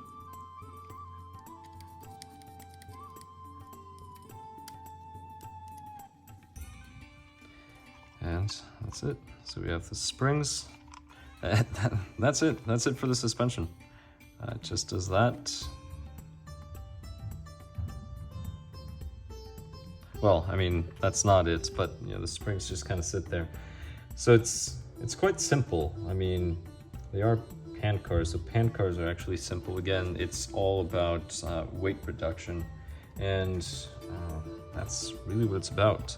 So now we can start working on the top portion, because there is a damper that goes here and gives this the stability going this way. So those two little springs are left and right, and then there's one damper that goes forward and back.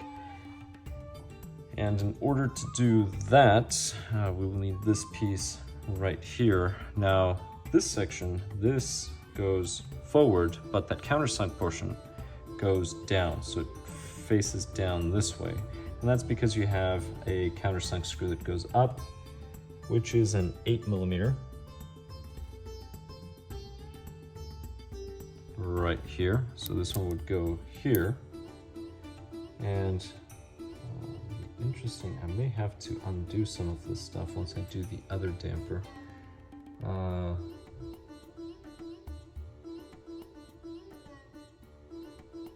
not sure. Well, let's see. Let me go ahead and skip this, mainly because I want to double check. Because like I said, I am going to do this. So I'm going to be using this part instead of the tubes. I'm going to be using this damper. So I don't want to do extra work. All right, so I just flipped the page, so I won't be doing extra work. Perfect. So let's go ahead and... where did I play? Here it is. So this will go here, then there's a nut that holds it.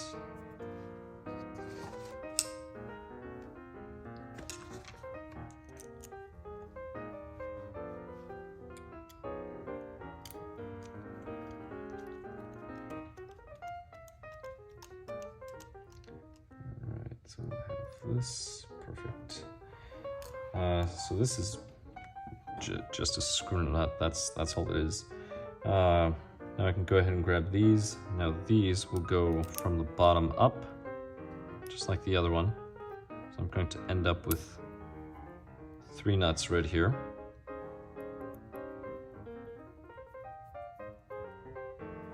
Although, hold on. All right, I can skip this step. I'm not going to be using them. So this is the part that I'm going to build. So I actually do not need those top ones. I only need them if you're using the tubes. I am not using the tubes. These are coming off. Perfect, yes. All right, it's a good thing I flipped the page.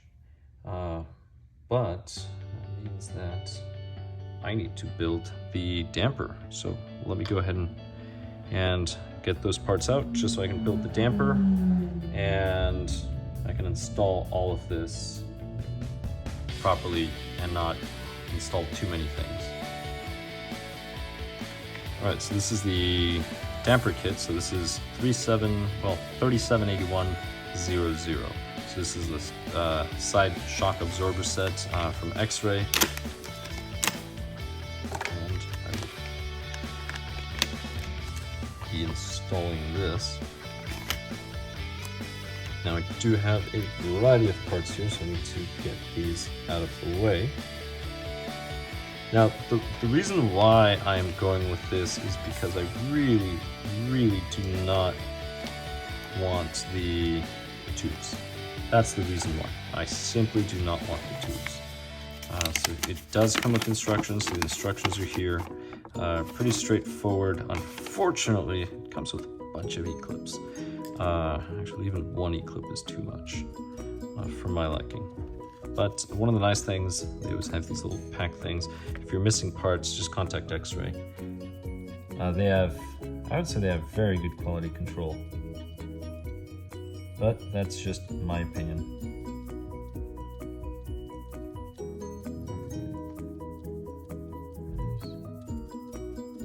Disassembling everything. This will go over here. This will go over here. Alright. There it is. this.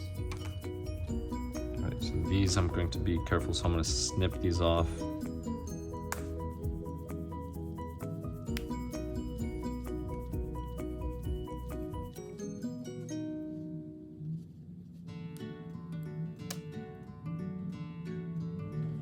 And you can grab a small little file and just make sure that it's perfectly round.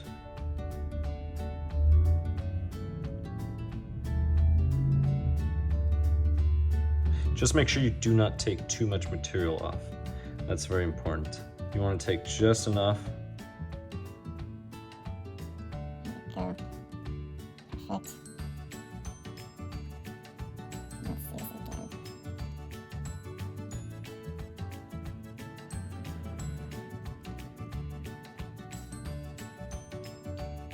There we go. All right, perfect. And that is it. So, now I'm going to go ahead and grab one of these. Actually, I don't need this yet. I need to install the E-clips first. So there's one E-clip that goes here. There's another E-clip that goes on the other side. Where is it? Here we go. All right, perfect. So, I'll set it. And then just be careful as you're driving this in.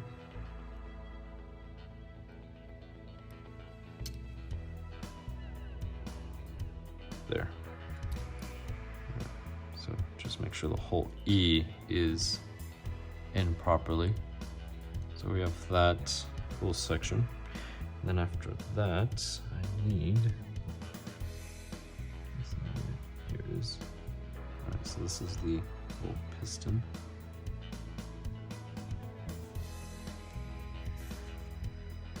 So I'm just inspecting it. All right, looks good. Perfect. So that goes there. And now, so that's set.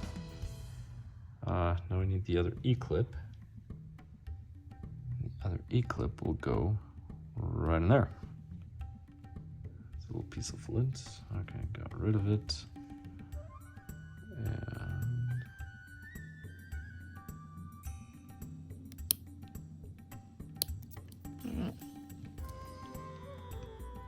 And just making sure this thing's set properly. Looks like it is. All right, good stuff. All right, now that this is set, I need, so there should be another one going to this. I honestly do not see, oh, it's stuck in here. Okay. Well, it's in here, it's stuck in here, I believe. Could be wrong, these are all the parts that are in the bag. That is correct, so those are all the parts in the bag, so we have this right here so far. And we've taken care of that part, so we'll do this now. So we'll take the body, we'll grab one of these little hats. Let's see, are these the same? They look, nope, these are not the same. This one needs to be cleaned up a little. The question is it the small one? It is. All right, so we need this. Now for this, I'm actually going to use slime.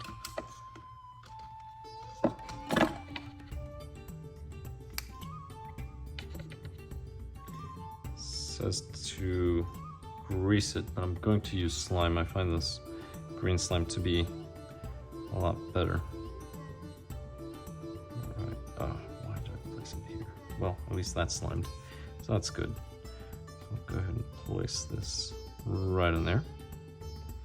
And now, go ahead and grab this little plastic part. And let's see, the little hat goes. It's this one. All right, so there's a little larger and a little smaller part. The larger one goes down, the smaller one goes up, just like that. And let's see, where is it? It's right here.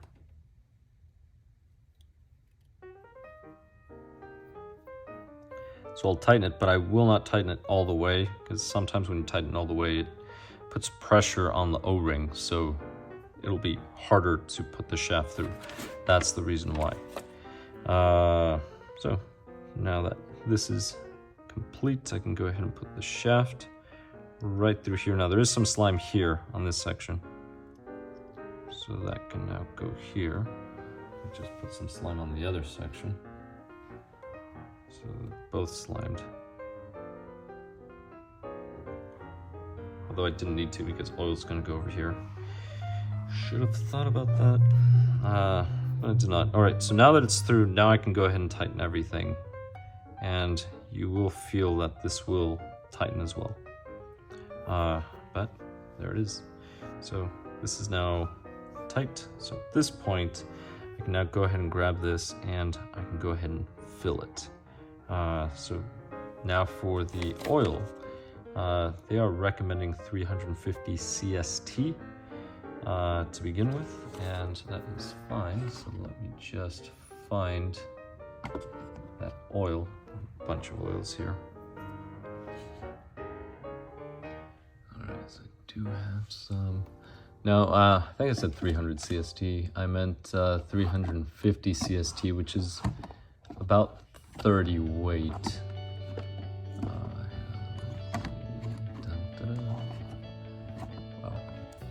all the oils. Here we go. And pour some oil. I'm actually doing this away from the camera, mainly so I can see the oil that I'm pouring.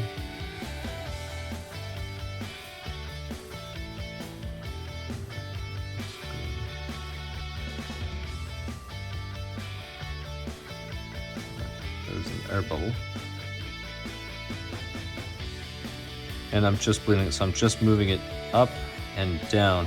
I'm keeping my finger down here because I don't want to accidentally bring the piston above the oil level. There's another major bubble. Now I need to add oil. 1 drop.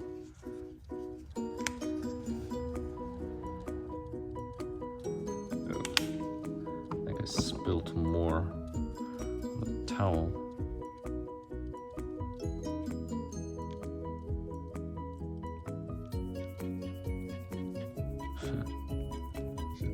Hearing of the little bubbles is funny. All right, here we go. Almost there.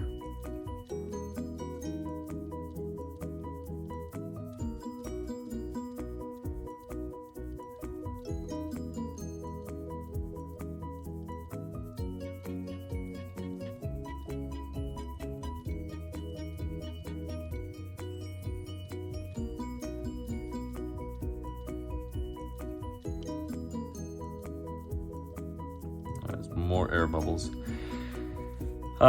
So this is what I'm doing is I'm bleeding it. That's what I'm doing, and the reason why is I want to get the I didn't get my finger out in time. I want to get those air bubbles out. That's the reason why.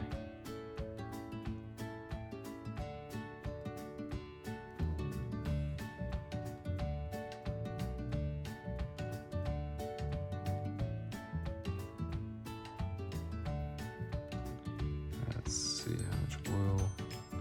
Alright, so oil is good. Alright, good. So now at this point I can grab that other little hat, and the broad side goes down, so the little short side goes up. Then after that, a little tiny O-ring. Now just the oil that's in my fingers, that's enough to lubricate this little thing. And oil that's on my fingers is enough to lubricate the O-ring. All right, perfect. Strongly dislike the way oil feels. All right, perfect. So now, I'll do this. Now this is plastic going into aluminum. So go left and then go right once you feel the click.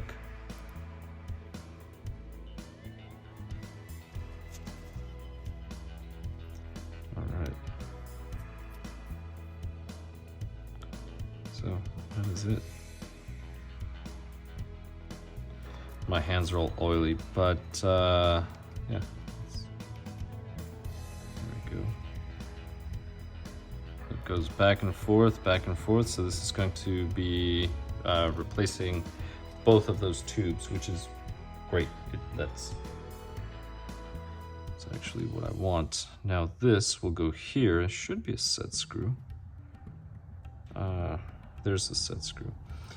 All right, so this step is very important. You want to make sure that you install the set screw. I'm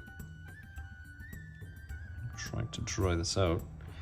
And here is the set screw. Don't really want to touch it.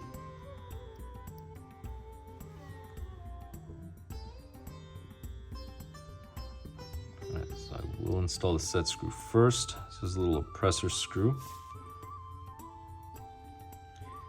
And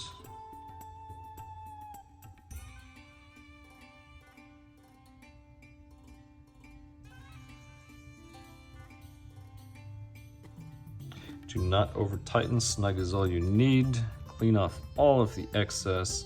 So now if I grab this, this goes in, goes out, goes in, goes out.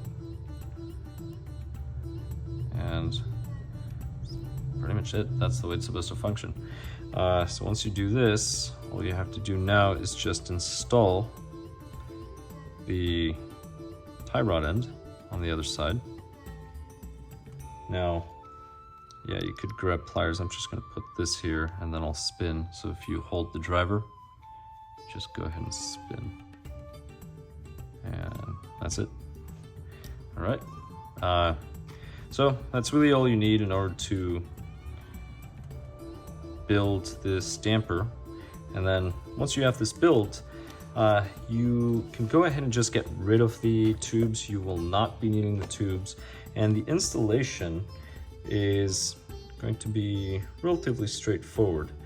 So you're not going to, you're going to have to modify the top piece that goes here. Right here.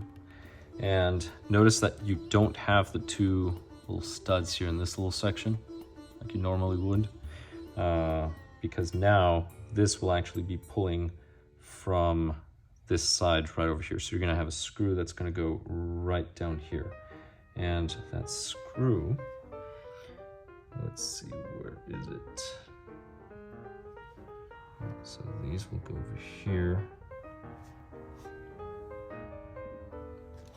All right, so you gotta open this guy. So you're gonna need this part as well. So this is a 30, 26, 56. So these are the 4.9 millimeter balls. So we're gonna need, I believe it's only one, but it could be both of them. So I'll go ahead and place those there. And now it's going to be an 8 millimeter screw, which is right here. I'll put some thread lock. Perfect. And I need a 2 millimeter shim, which I do have 2 millimeter shims somewhere. Right there.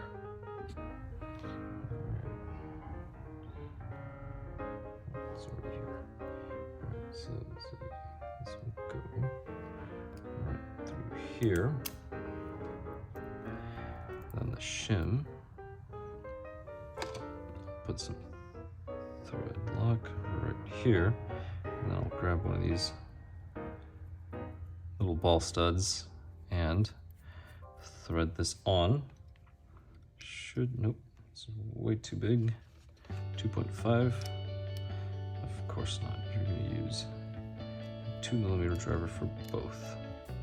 All right.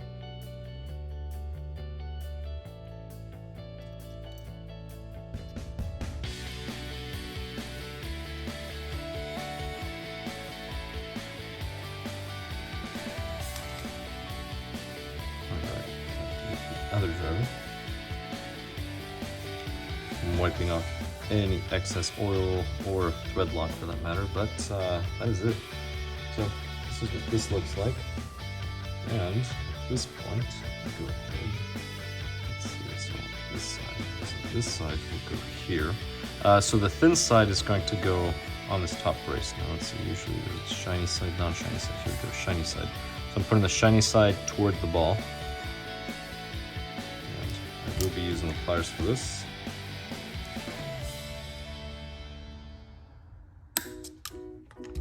That is it. All right. So that one is set. So now that ball is Is that the correct one? That's not the correct one. There should be another one. Let me just double check everything.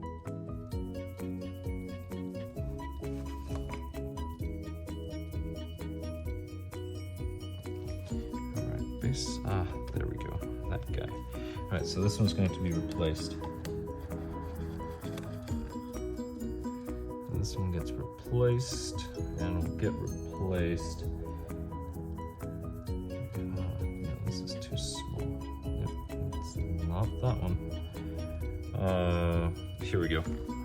I had on the other side. So you're gonna need one of these as well. So this is a 4.9 6mm thread.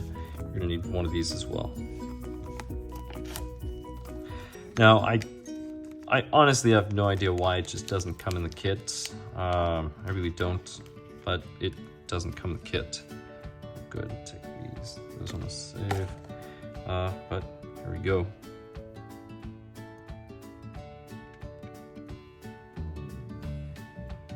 And I am going to need a 1mm shim.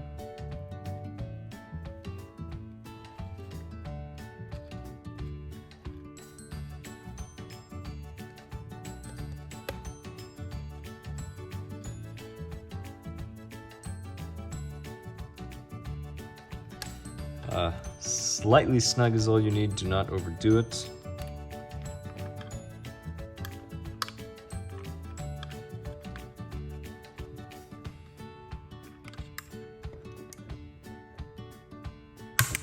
There we go. And that is it. So at this point you can just attach the top brace. And the top brace, just use the 6mm button screws, so just all 4 of them, and those will just hold your top brace.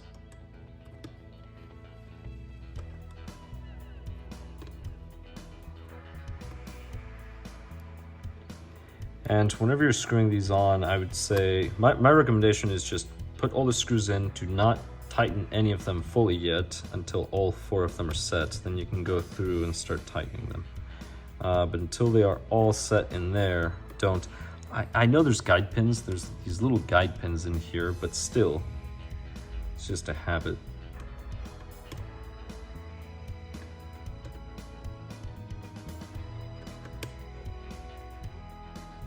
There we go.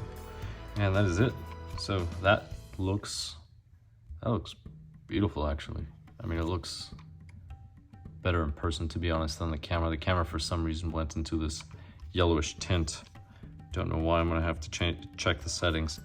But now it's an oil damper instead of the tubes. So just have to check the oil from time to time, but versus the tubes, it's almost every race day you have to go through, check them, and maintain them. They're annoying. But that part is complete.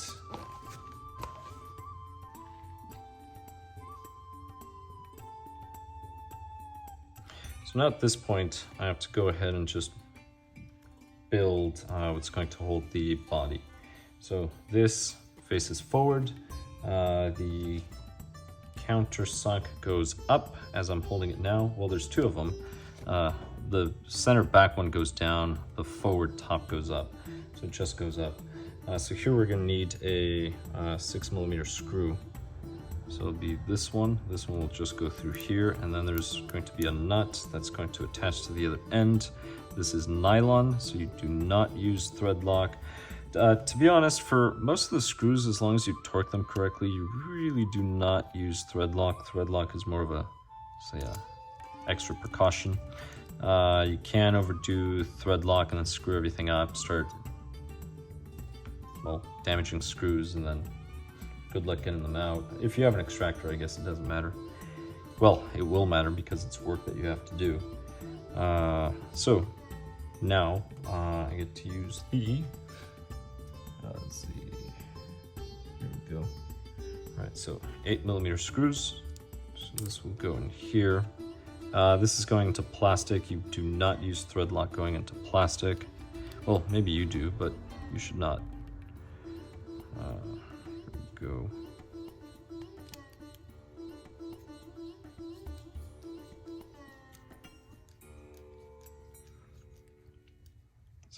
the things is there should be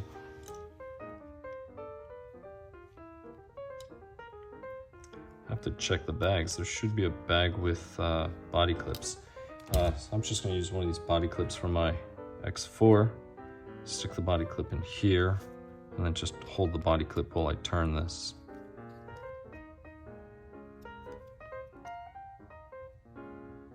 There. All right, so now for the other side.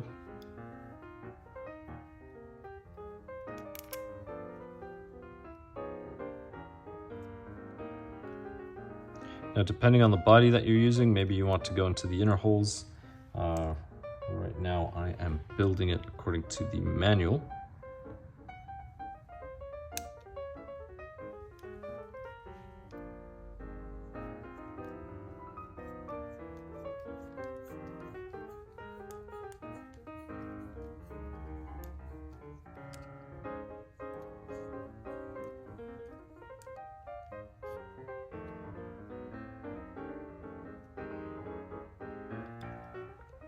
Perfect.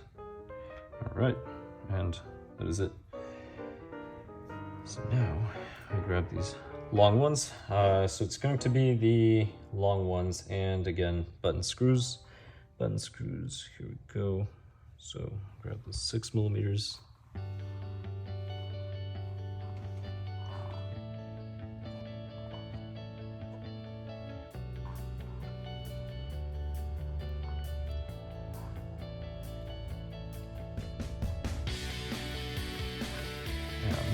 These will go here. So it's the holes, not really in the center. I guess it's the last holes toward the rear of the chassis. Those are the holes. So don't put them in the forward slots. They don't go in the forward slots. They go back here. So near the battery.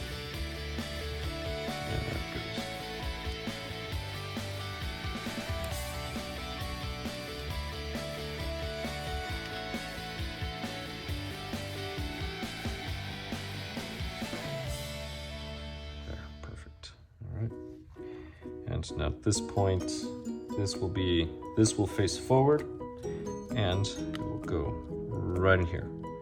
So now, need the button screws. Actually, plenty of thread lock here on the towel. That's why I'm just rolling them on the towel.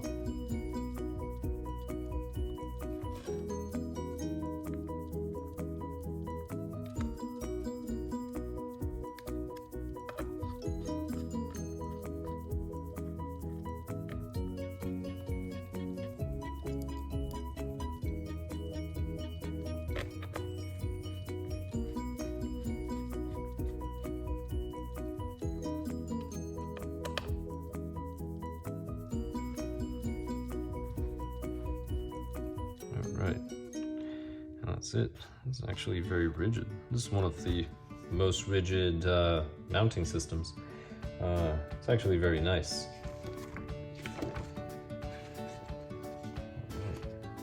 So now we need the sides.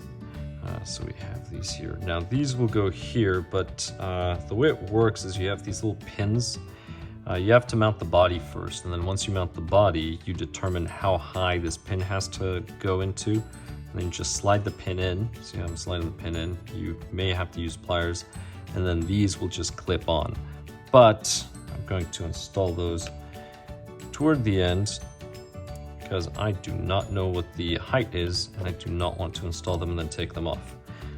So I am going to do these. Now these are mirror images of each other, so just flip one, they're identical, and they're going to go on opposite sides. Now, there's this short little bit, and then there's the long bit. The short bit goes toward the rear outside, toward the rear outside. And here we go, perfect. Right, so I need these. So these, we have 1, 2, 1, 2. So a total of 4, and we're gonna need the countersunk screws for those. I'm going to go ahead and put a bunch of these here.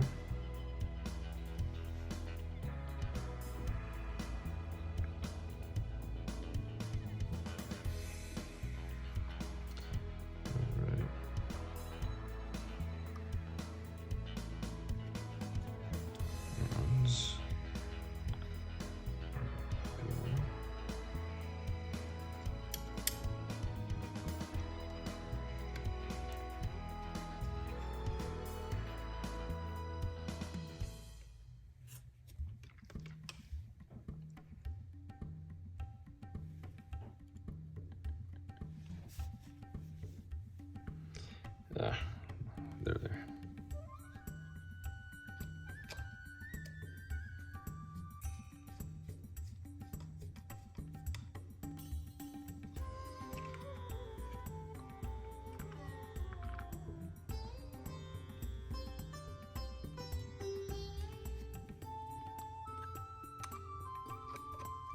Now, this is one of the reasons why I actually like working on a towel, because if something spills, it just absorbs it. And then I can just always throw it in the wash. That's the reason why.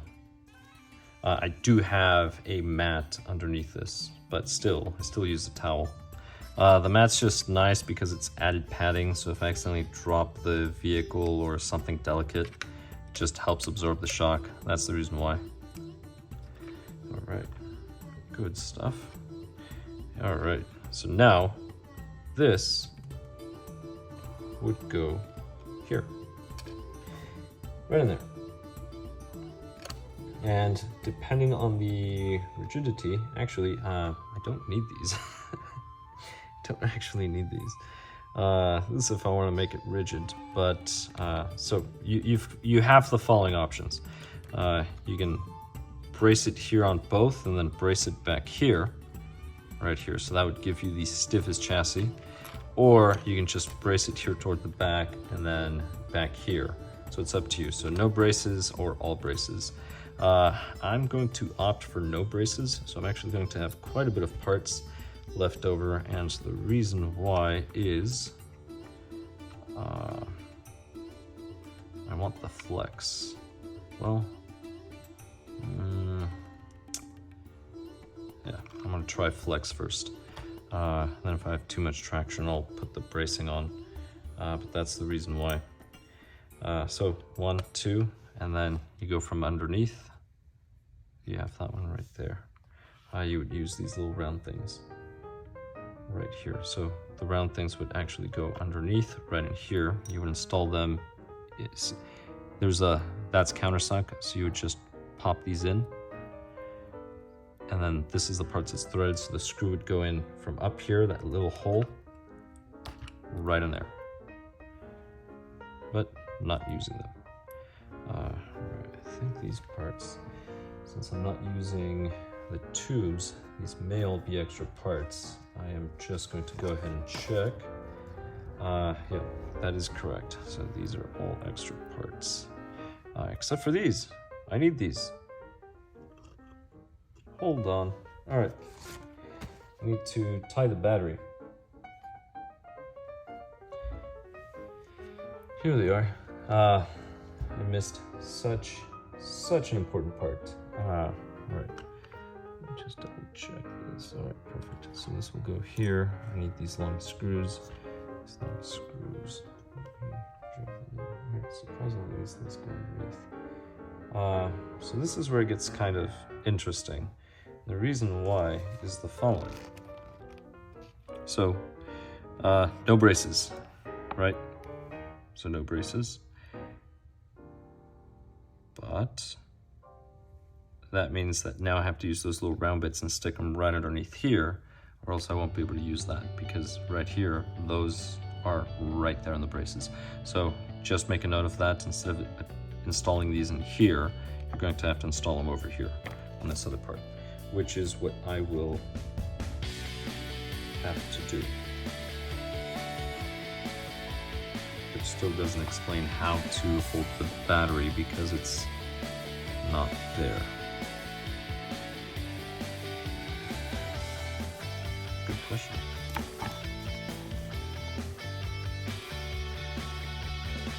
Well, give it a shot. All right, so I know I put one in here.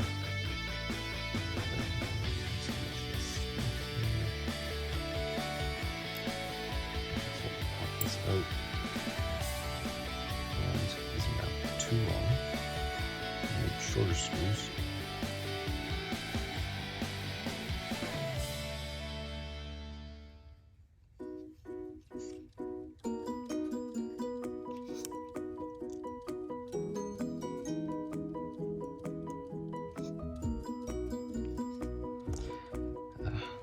I'm not quite matching them. Let's see.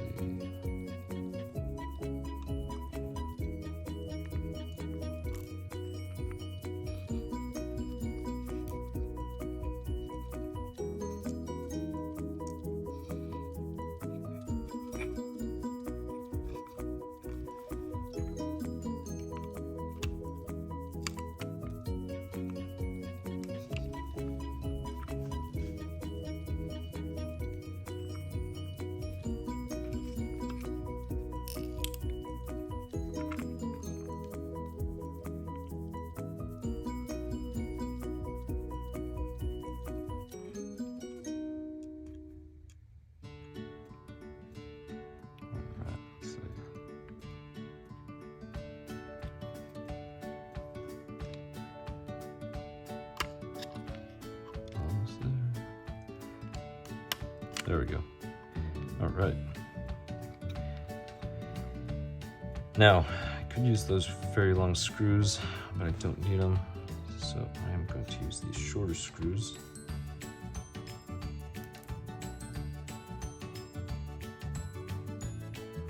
A little bit of thread lock.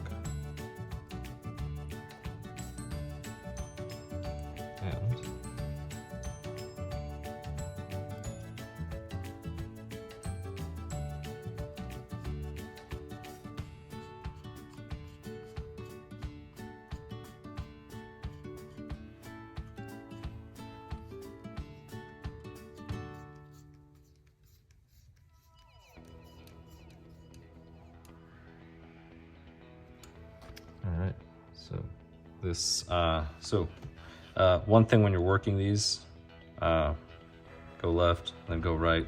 Probably gonna have to tighten them every single time just to make sure the battery doesn't fly out. I'll probably look for one of those little rubber bits and use that instead. But there's one. I'll go ahead and use the other one. You know what? This doesn't even work. The reason why I'm saying that is I need to check the battery. So let me check the height of the battery first.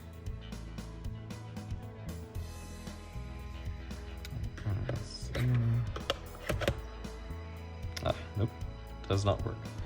All right, I'll figure this one out at some other point. Going to need a spacer, so I'm gonna have to get spacers. Let's see, this is 2mm. How would a 2mm make this fit? Actually, 2mm would work, but I need longer screws. So I will definitely take care of the battery situation at another point. At least now I know it's 2mm, which is easy. I'm gonna need probably a 12mm screw would be a good idea. So I'll leave that doesn't feel like it's going to fall out. And I have both of them there. So the only thing I'm going to do just as a precaution is I am going to just place a screw in each one of these just in case it wants to fall out. The screw will hold it.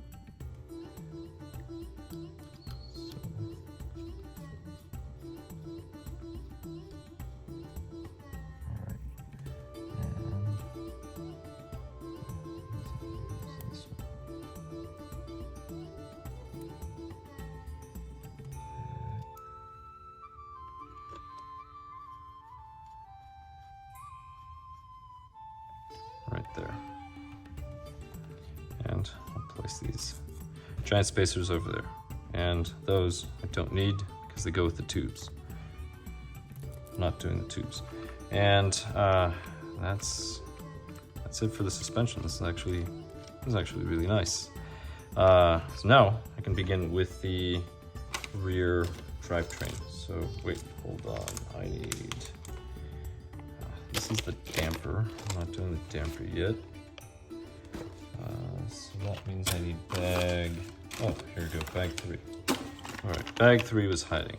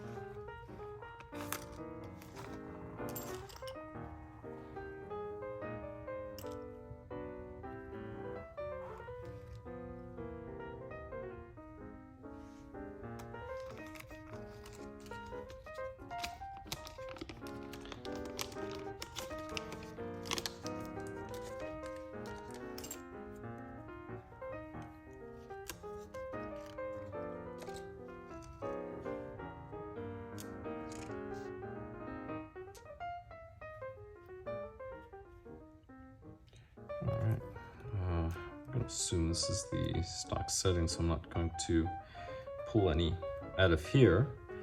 And let me see, all right, these are different sizes. Dimensions for small, collar, all right.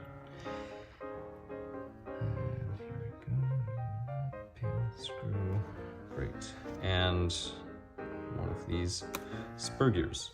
So, let's go ahead and get started with this little section right here. So this is the axle, and that's what we're building. There are different options. I'm going to end up building this one, which is the stock setting. Now, one of the things that I have to figure out is where are all the little, oh, they're over here. All right, I was looking for those. They're here. So I have to open the 0.9 bag, which has all the ball bearings as well. Now I am going to take the ball bearings and apply some, just a little drop of oil while they sit. Might as well.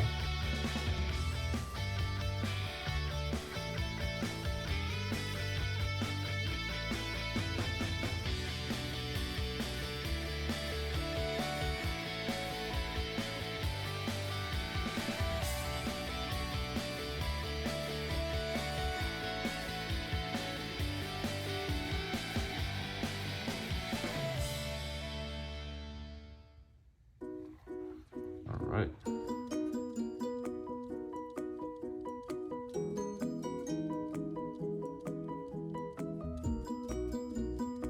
So that is complete. And now I can go ahead and remove these and place them all in here. Now with these, just be careful not to lose any of those. If you lose them, it's not fun. Right. These are stuck because of the oil. There we go. All right, sounds good. So now I'm ready to go.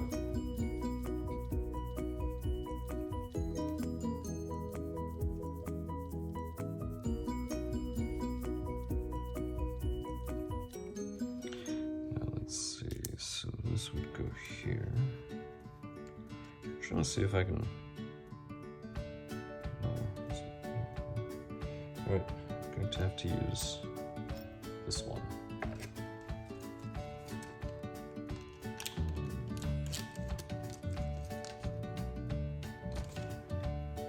Alright. So let me go ahead and built this little section, so I need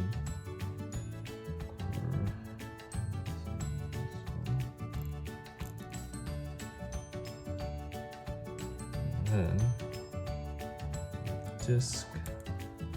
So So that did, now, quick note, this will key in right in here. So that keys in.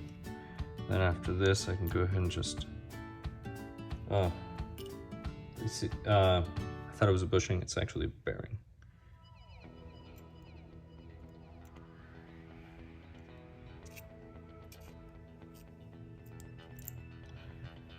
Now let's go.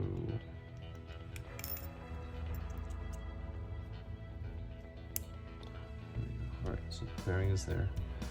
Now, part of me wants to go ahead and place the spur because this spur looks massive. I don't see a number 96. That looks really big. 96. 92. I don't know if this one would fit.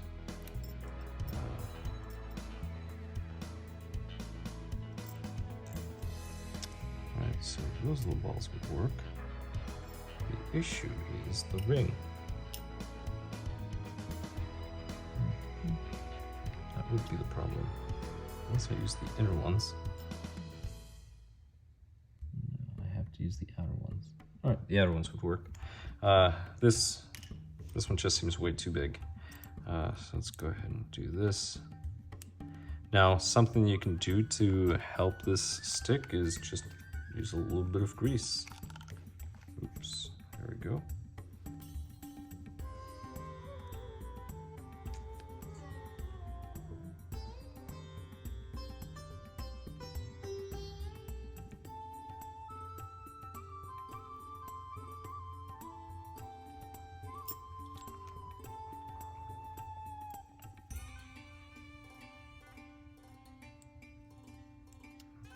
There we go.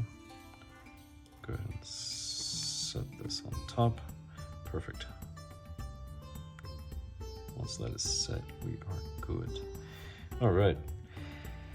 And I'm gonna go ahead and grab these little balls and just, oops, there we go. Put them in the little holes.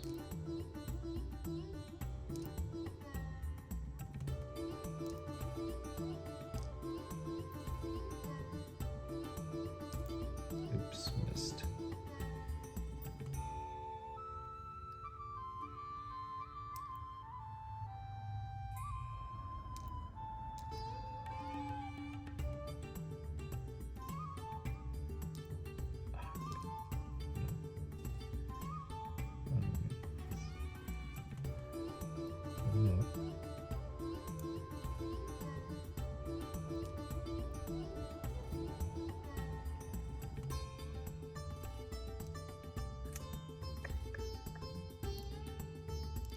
I keep missing.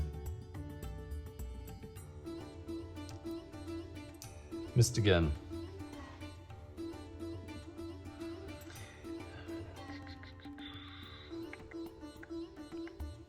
All right, perfect. So there's 18 holes, there's 12 little balls, so I did 2, skip 1, 2, skip 1, 2, skip 1. That's the way I did that. All right, so now at this point, I can go ahead and place this other ring on top. And I will need this section here, but I need to install the ball bearing first. Alright, so let's install the bearing. I should have installed the bearing over here.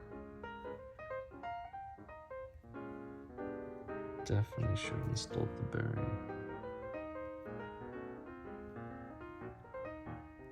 What's going on? Oh, no, I'm afraid. I guess I installed that there. Alright. Let's see. Alright, let's look through. So this. Now, one important thing is this has to key it. There we go. So it's just spinning it until it keyed in. Now it keyed in, so all is good. And we'll need another bearing on this other side, which is, let's see, is it the same? It is the same. All right, so that would be this one here. So this bearing will go here. Oh, perfect. It'll go there. Let me use this nut driver. just to make sure. So all I did is I grabbed a nut driver and then I just pushed it in. So now this is in. Now at this point, I used the collar, this one, and the smaller area goes face down, right in there. And after that, I need 330138, which I have no idea what that means. I might have to look it up. It's that little piece here. I have a feeling it's these. Actually, oh, it is. So these, notice there's a race there. So you want to make sure that those little balls go in that little race. But before I build it, I'm pretty sure I have to lubricate those. Let's see. All right, so those definitely go there. Perfect.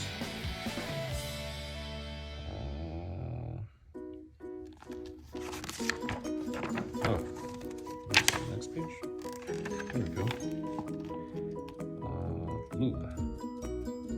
See, I already added oil. Orientation, diff grease. Perfect. All right, that's what I thought. Following instinct.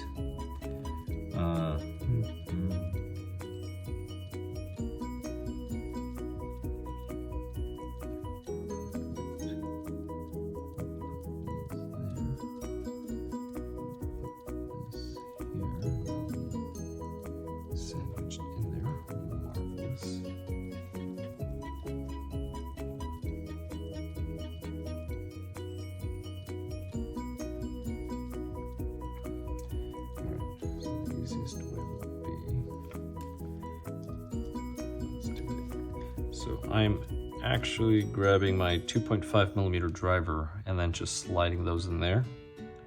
So now I'm just going to match my driver to that and just have them drop in. And that's it. Now I use the nut driver. I'm just going to push them in. And that's it. All right. So now those are in.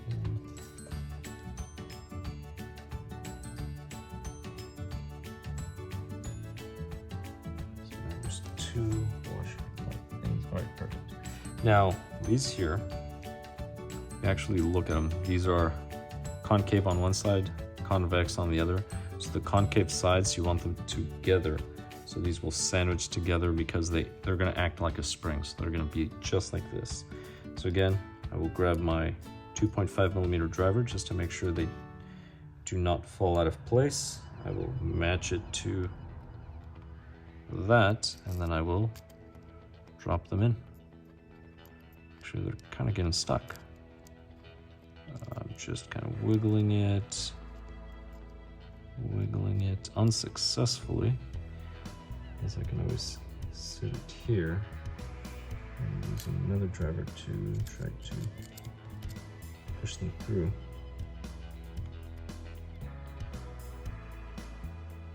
Not working. One of them's in.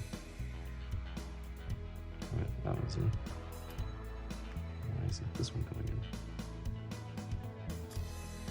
Alright, let me use a thinner driver. I'll use the 2mm. Wait, oh, this thing's magnetized. That's the reason why. Alright. That's the reason why. Oh, come on. There we go.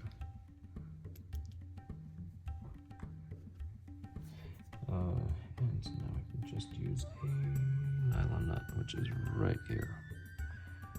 This one's going to be more of a challenge. I may have to stick. Nope.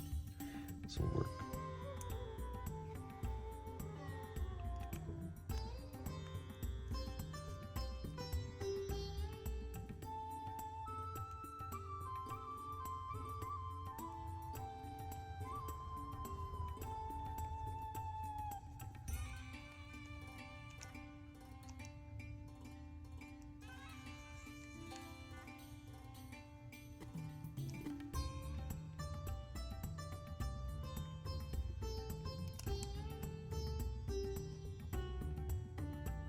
All right.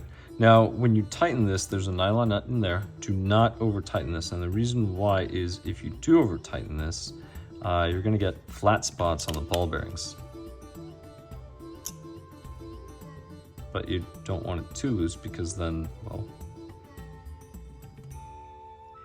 you're not really going to have a very good effect. It'd be the same thing as having an open differential. So this is going to provide some resistance, not that much to be honest, but this is actually good enough. And the reason why is I don't want to create flat spots. That's why. So that one is set, we are good.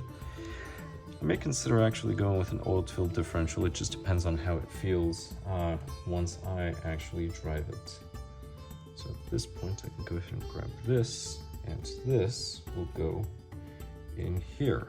Now, there should be a set screw. Oh, there it is. Set screw, let's say 1.5. Now this set screw is very, very important. This is the reason why I'm using thread lock here. Take some of the excess off. And the reason why is this is going to be holding the pin that holds this. That's the reason why. Let's wipe some of the excess off. And let's see. Alright, I'm just backing out enough so I can see. Good. Alright, so here we go. So the pin, let's see, okay, here we go. All right, so the pin's gonna go through the flat side, because it goes through a flat side, and then there's a big hole in one of the angles. That's where your driver goes. So make sure that the set screw is lined up with this hole right in here. And then you just go ahead and tighten, and that is it. So this is ready to go.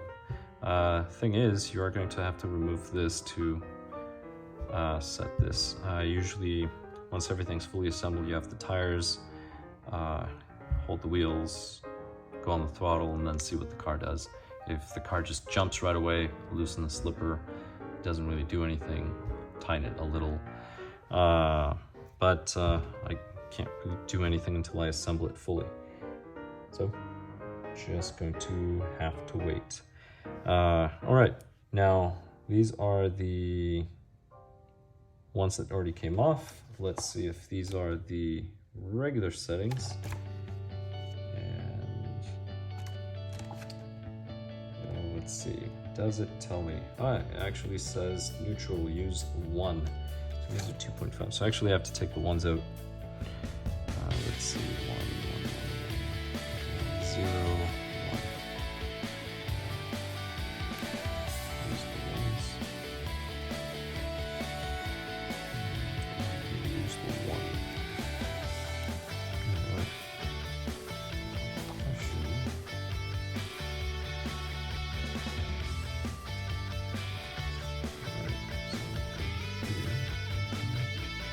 Install the 1.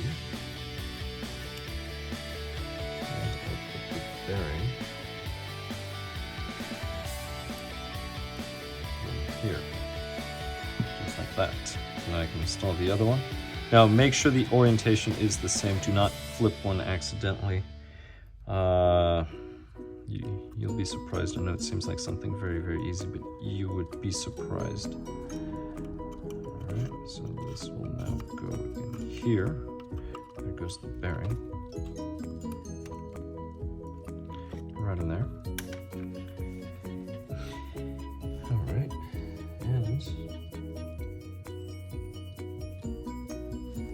think I was supposed to use bushings. Use additional shims to. All right, so the shims are to widen it.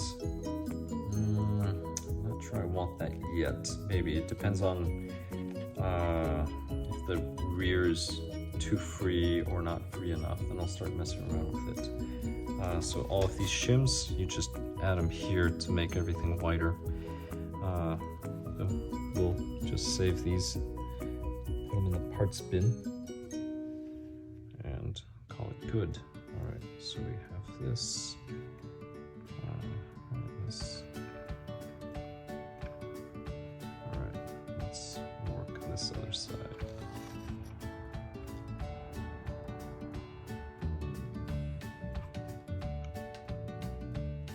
So a key note, just make sure if you add a shim here, add the same on this other side. So you always want to add the same amount of shims on both sides.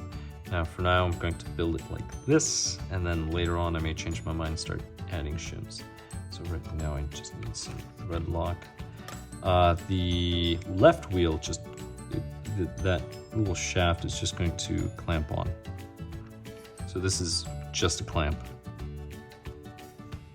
Let's go ahead and install it.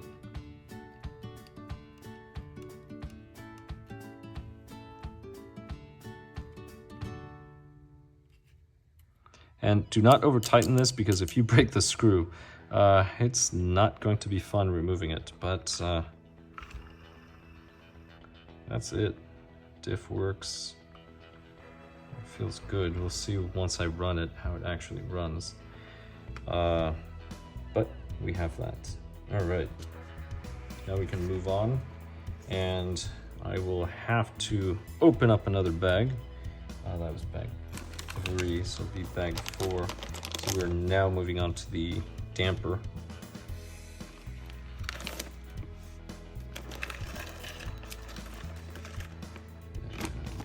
There it is. All right.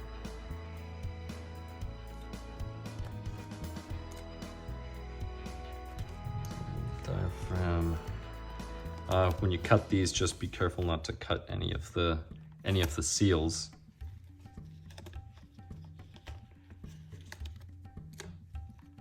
Yeah, if you cut any of the seals, the otters would probably be happy. Less competition. All right, E-clips, more E-clips, yay, fun. So these are all the parts that we need for the damper. So now I'm going to go ahead and install. The question is, should I go with the bottom or the top? I think I'm gonna go with the bottom. Bottom E-clip. All right.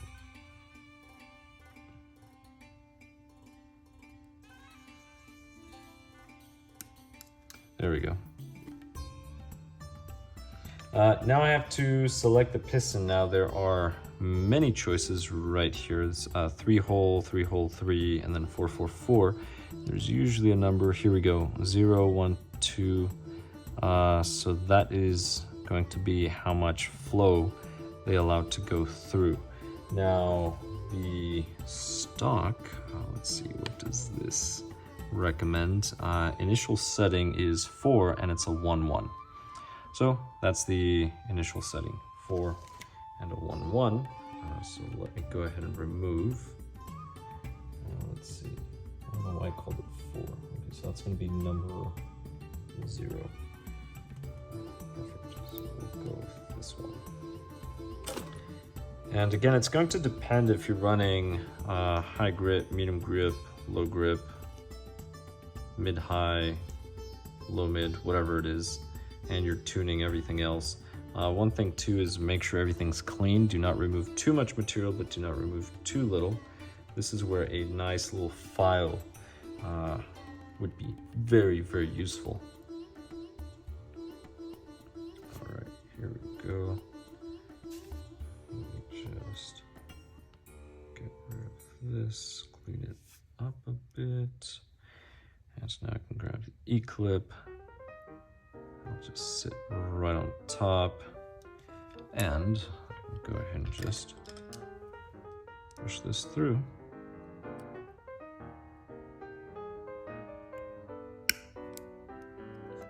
Perfect. That's it. All right. And now I can grab the shock body. So let me go ahead and move the top. All right, collar goes there. I'll put some slime. I'm actually just putting some slime here. And the reason why I'm doing this is so it slides easier through the seals. That's the only reason why. So this will go through here. That's perfect. And let's take this off. All right. Actually, there's a piece I need to remove, I believe it's just one. So it's best that you use snips to get these off. But even after you get snips, you still want to feel for that excess material and then just use a small little file. I mean, you can use a knife. With a knife, you run the risk of removing too much material versus a file. You can go slowly. I guess with a knife, you can do it as well. Just don't go too crazy. Right, so this, I need some slime. So I'm just using slime. It's green. I think it looks black in the camera, but it's actually green. Associated makes that stuff. It's green slime. All right.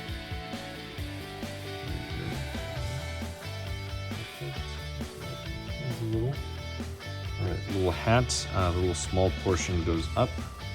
So, well, I guess it would be down, out. We'll just say out. And I install this, so go left. Always go left first, feel the click. Once you feel or hear the click, then you can start going right and just tighten everything. Right. So that is good. Now, this does not have the little O-ring that's supposed to have. And it looks like I can just slide it over the top, which would be, wait, no, I cannot. I have to remove this.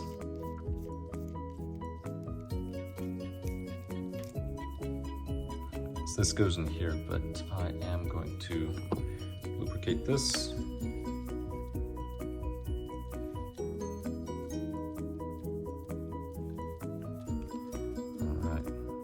And the only reason why I'm lubricating it is so it goes through the threads easier without tearing. And the reason why you want this is so that it holds this nut from loosening or tightening, say mid-race. That's the reason why.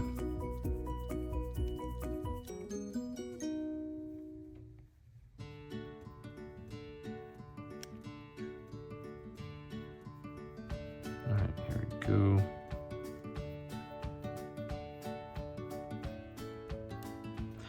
All right, that's far enough.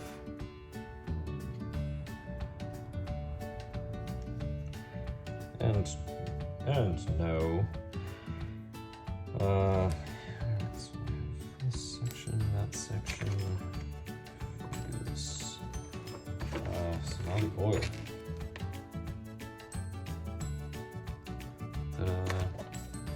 Alright, so the oil comes with 600 CST, so we'll go ahead and use the 600.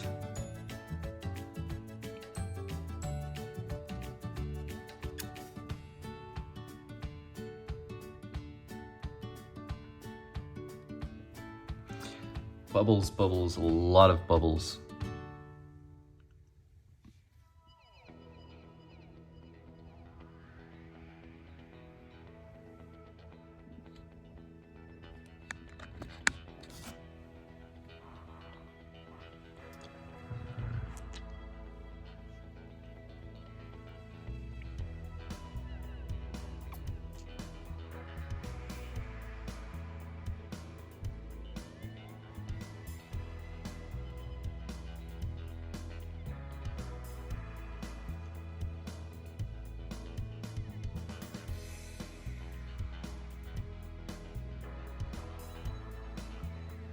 Now you can buy a vacuum just to help you get rid of the bubbles. You don't need one, but you can buy one.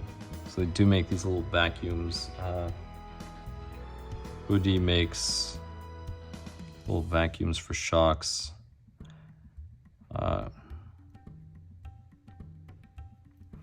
Something else too, if you grab a pick, you can actually pop some of those bubbles. Or even just the driver. The driver will help as well. But that's the purpose of the vacuum. The vacuum just helps remove all of those bubbles. All right, we have that. So now this goes bottom. This is going to go up here. but it goes in here. So place it here, and then you're going to slide this in, go left. Was that it? Nope. There we go.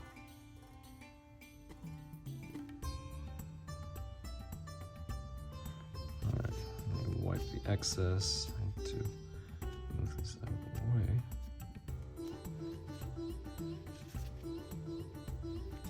There we go. So I can actually wipe the excess off. All right, perfect. Oh, that works. Oh, perfect. Nailed it. All right. So now I can move this, and I can put the spring, which is this is a progressive spring, so it's a 2326. 2326. All right. So we'll need the set screw. All right, I have to install the set screw first.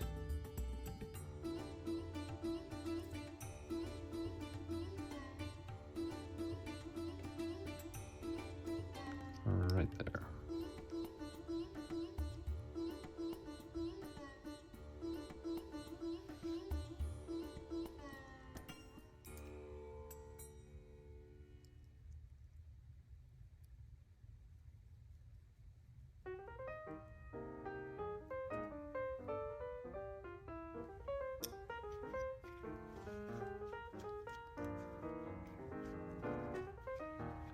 All right.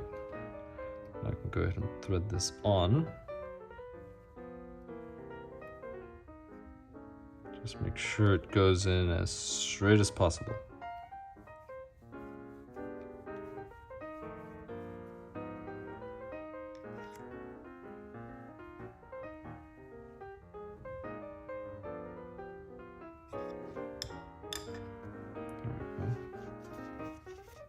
All right.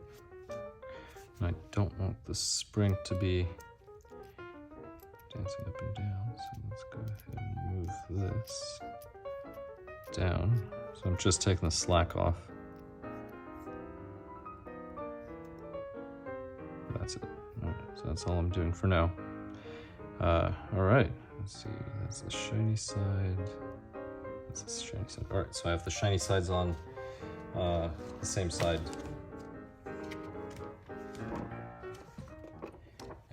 Now I get to mount it. All right, first, go ahead and stick these in. So I'm sticking these in through the shiny side. So if you look at these carefully, there's a sort of a ring that looks kind of shiny. That's where I'm going through.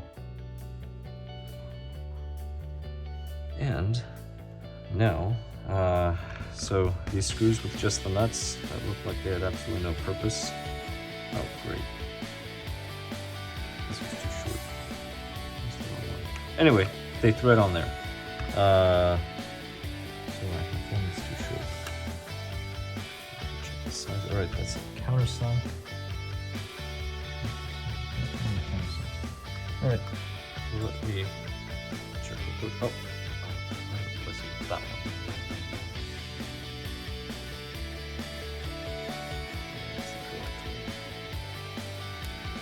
That's no big deal. I can just go through here.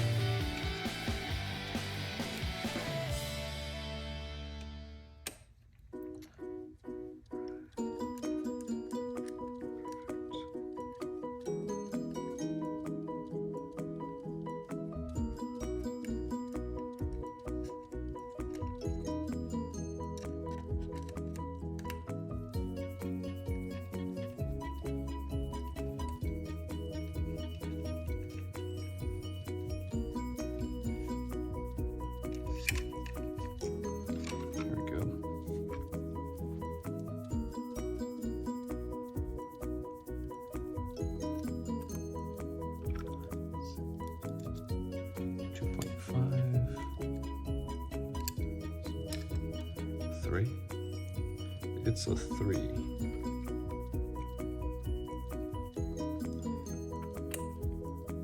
Alright, so the body's going to go toward the rear, and the shaft side is going to go toward the front.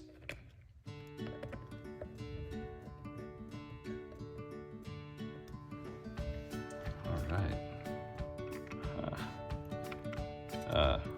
This looks so nice.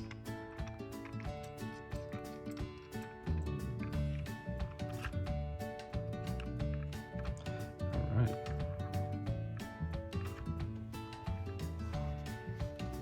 Go.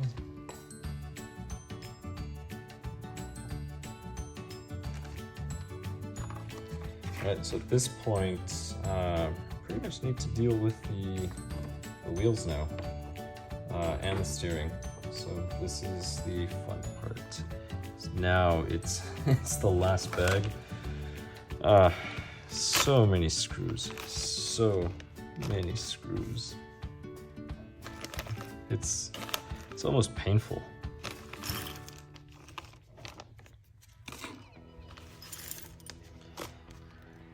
All right, let's see. So we'll have that, like a shock tower. Place that there. Turnbuckles. More turnbuckles. That's servo saver, which I more than likely will not be running. They look like they're for the servo saver.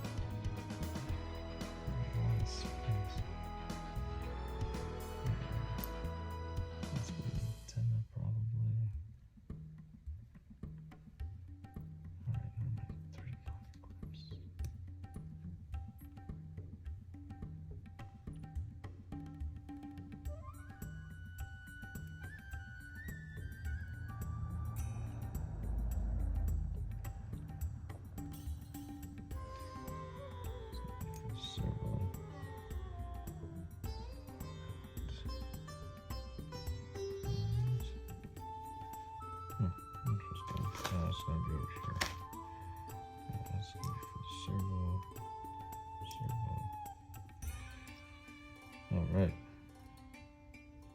Just go here, this will go there.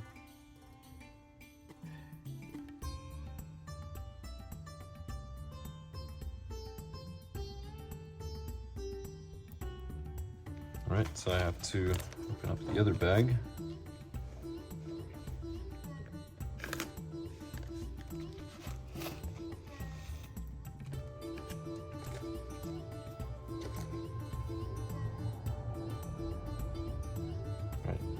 These larger ones, those are going to be for the wheels. So I'll place them over there somewhere. Be used over here. Oh, they're actually quite large compared to everything else so far. I'll go there. Have washers or shims.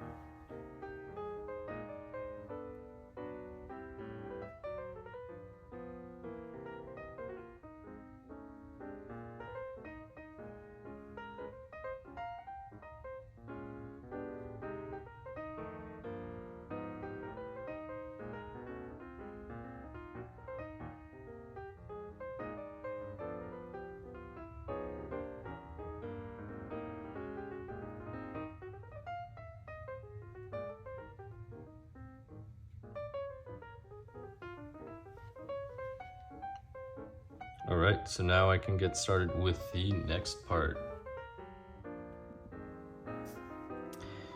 Actually, I'm gonna use the servo saver simply because this is the steering block, and if I don't, I'll probably break that.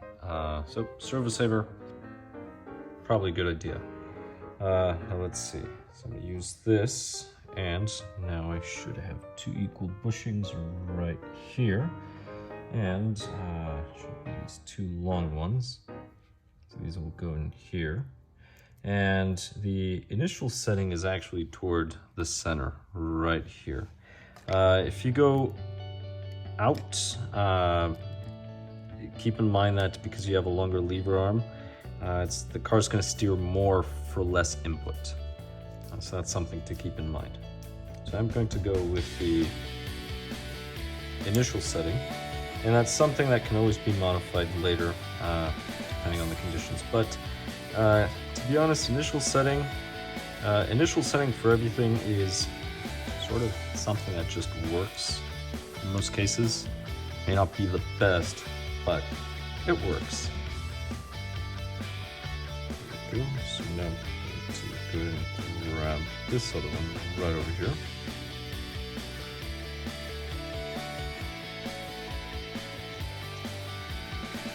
Now there is an aluminum option for this. Just don't have it. But this will work. All right, perfect. So this is set, ready to go. Almost. There are some bearings here, but if I put them in now, they will probably fall out. Maybe. Oh, maybe not. Seems to be a nice fit. And this steering, this actually just has 2 bearings instead of 4. So this is nice. It's pretty nice. All right, sounds good. So now turnbuckles. Turnbuckles are the funnest part. I mean, really, every single build. Obviously kidding. Let's see, turnbuckles. I actually find turnbuckles annoying. I'm not sure what I dislike most, if it's turnbuckles or building shocks.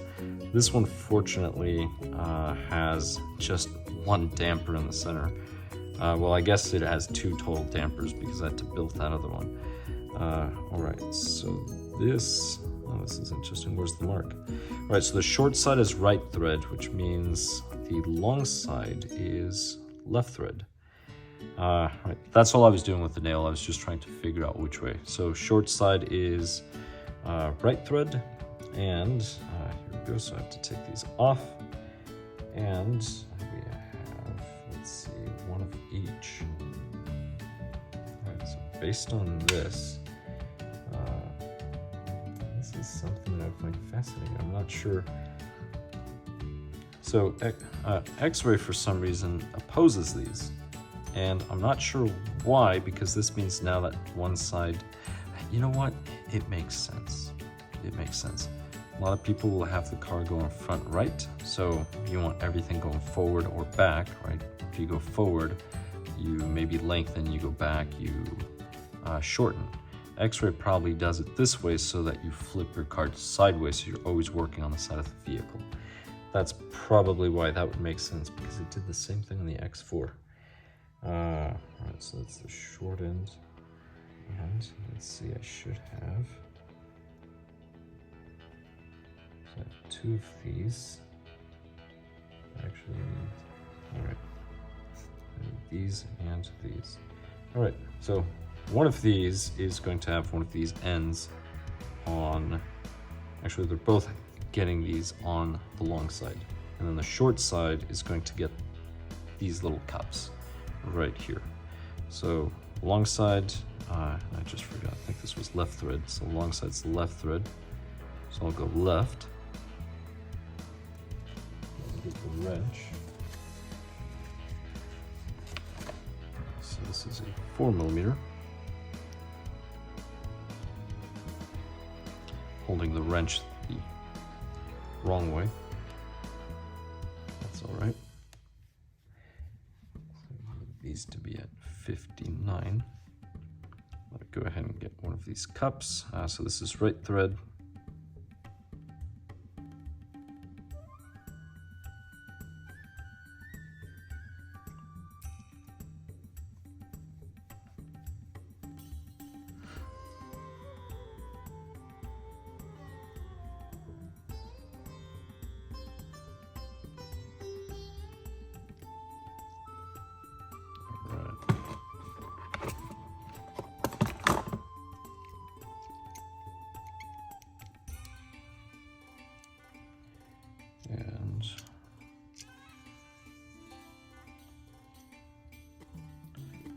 59.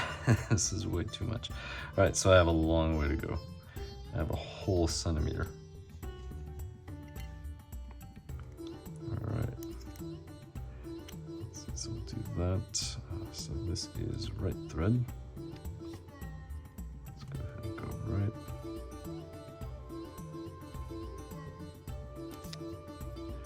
And this is left thread.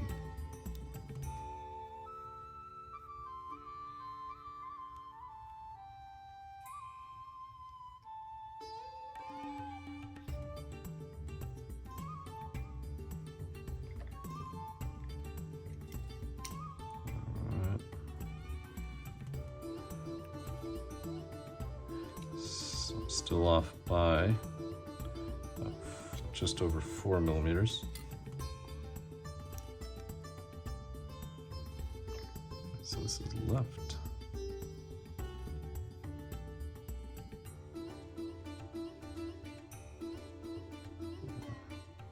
I'll stop there, and then we'll match the other side.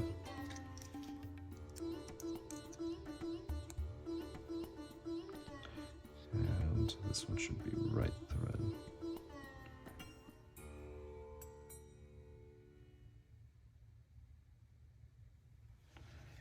There we go.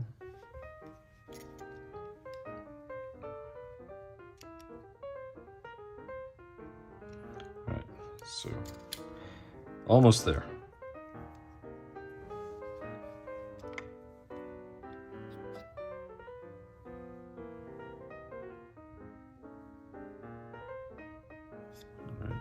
This one will be left thread.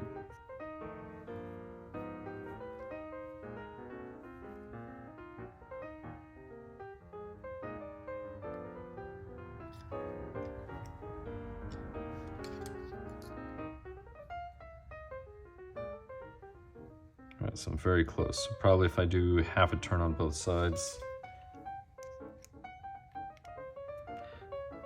It almost looks like the threads need to disappear. We'll do a full turn. See how much that did. That's probably about 1 millimeter. It's supposed to be 59. I think that's close enough. 59.1.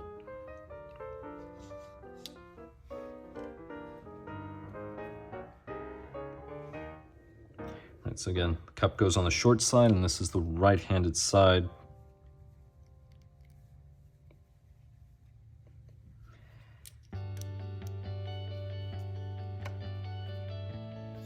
So the second one's going to be easier, mainly because, well, now I have an idea of how far to go, as opposed to the first one. Although, to be honest, if I had just a strip of paper that was the correct length, or if I just had a ruler out, then I could have just been measuring and then done a more precise measurement with the calipers.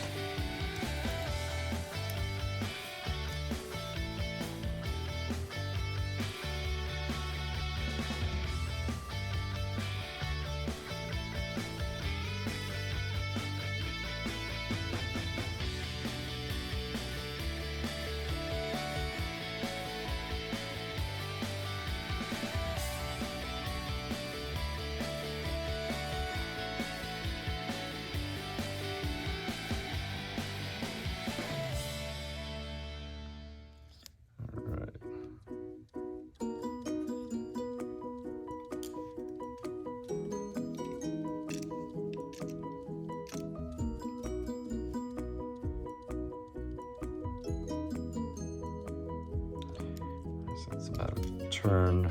Let's see. Turn this side.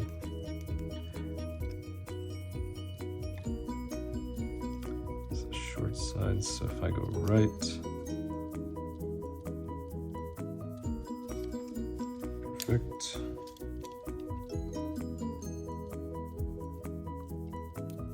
And so I need about half a turn.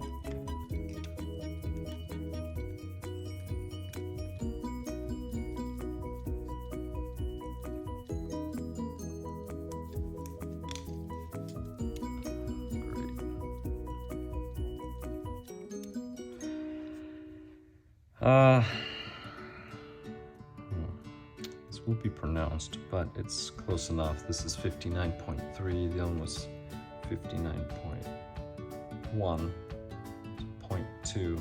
That'll be something I'll be able to fix later, so I'm not too concerned about it for right now. Put this back in the actual box. Alright, perfect. So at this point, I'll go ahead and grab this. Alright, so if this is facing forward, the cups actually go on the outside, so I want to use these here, and the cups are facing down. So this will click in.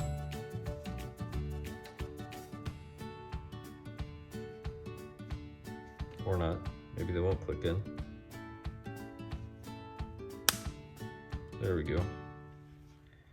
And this one will click in. If you do the shiny side down, it clicks in a lot easier, a lot better. I actually need to remeasure, because I'm curious.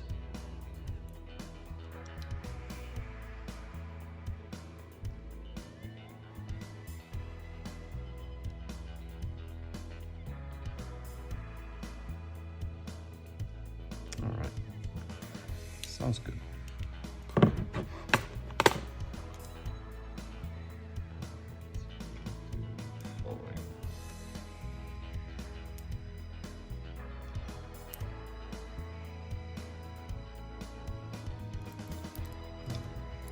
Just made the adjustment that I needed to do, and this is it for the steering. So the bearings are in. Now that the bearings are in, I can go ahead and install this. So these bearings will just drop in right in here.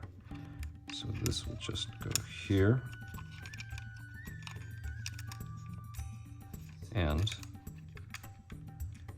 now I put the bearings in first. I shouldn't have done that. Actually, it doesn't really matter. I'll do this and then I'll turn. It's stuck. There we go. And I'll turn it. Okay, I have to move. I have to install the bearings down here. So the bearing has to go in there first. Do not install it on this. And then this will go in. So it'll go in at an angle. And now this thing can sit here properly, and I can go ahead and clip these on.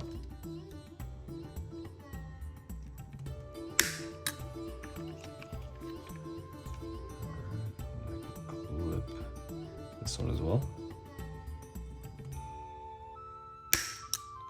Perfect. All right. Very smooth. Bearings. So now the next step, so this brace right here, there's hole and then there's this elongated hole. This one goes forward, the elongated hole goes back, and this brace is going to go here. So this one just goes right smack through the center of the vehicle as it appears here. So I need the cylindrical bushing,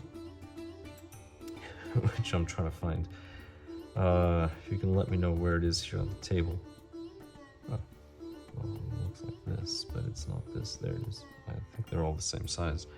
Is this an optional part for the brace, or do I need to run the brace? That would be my question. I do not need to run the brace, so that's install settings.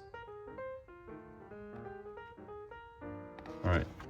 So I am going to go with alternative 2, mainly because I want the flexibility. So I will not be using the brace. I'll set the brace off to the side, which means that I will not be using the bushing either. So I'll set the bushing off to the side.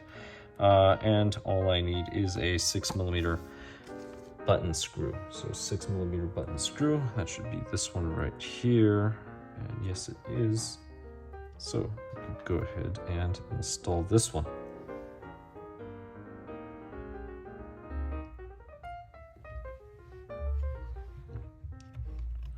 And this will hold the bearing, which will hold everything else.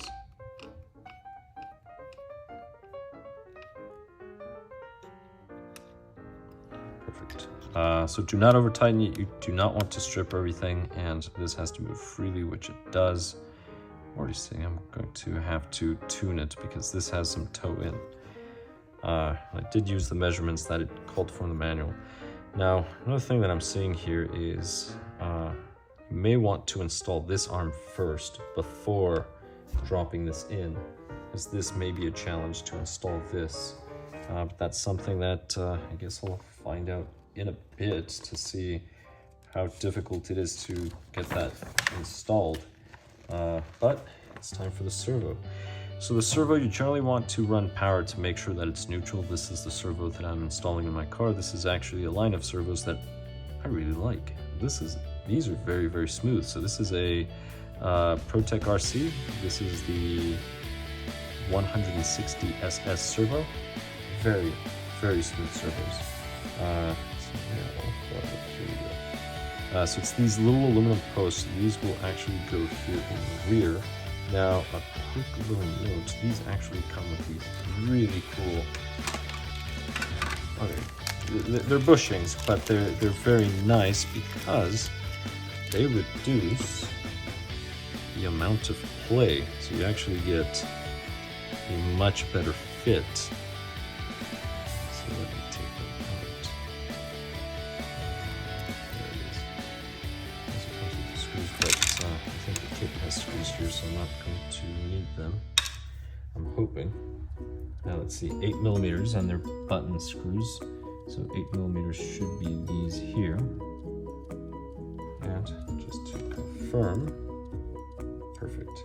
8mm. Good. Place them here.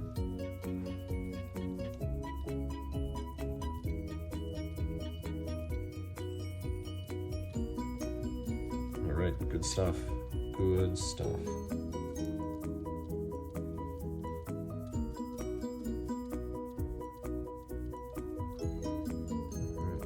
So I'll just install this here. So this honestly takes most of the play away.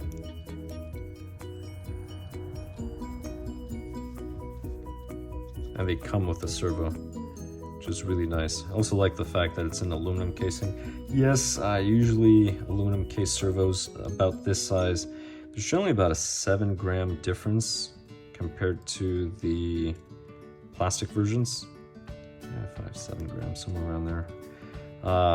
But they hold up a lot better, especially around here where you have to install them. And the nice thing too about these bushings that come with it is it's a lot easier to line this up straight versus without them. You sort of have to try to mount it and then tighten, mount it tight, and then you just have to measure and keep playing with it so that you get it close to perfect. Just for alignment reasons. Alright, so we have this.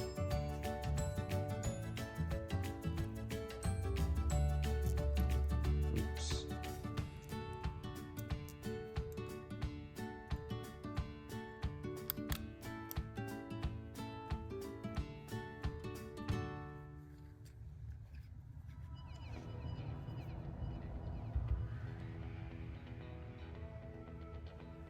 There we go.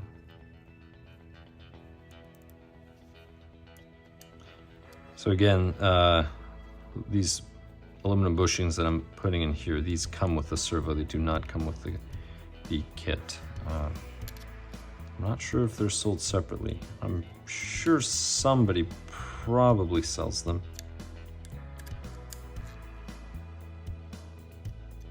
But in this case, they came with the servo, so I just don't have to worry about it.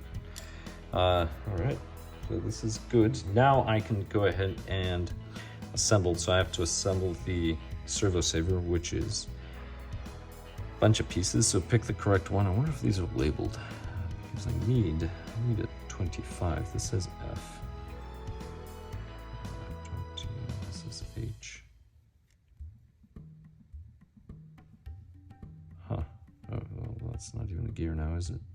Okay. I have no idea.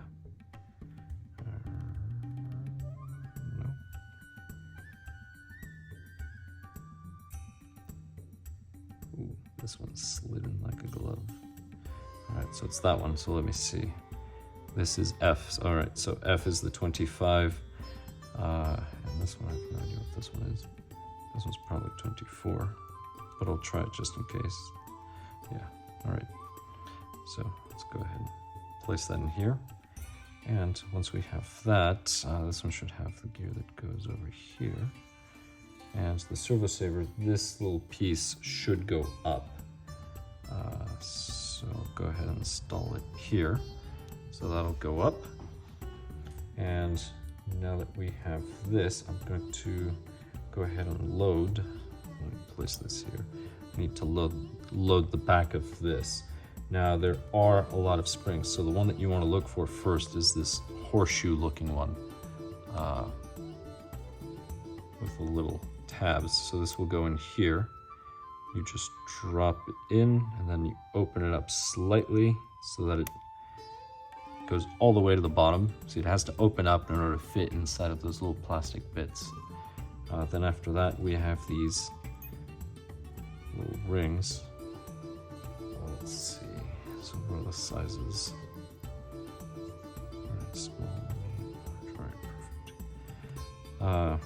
So they're all going to go one over the other. I'm going to start with the small one. So the small one's going to go first, and all of these are just extra springs. So they reinforce that spring. Now I'm going to try to line this up.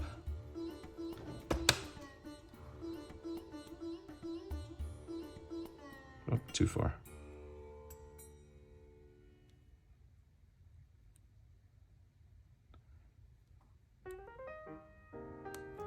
Just trying to make it even. All right, now we'll go with the next one.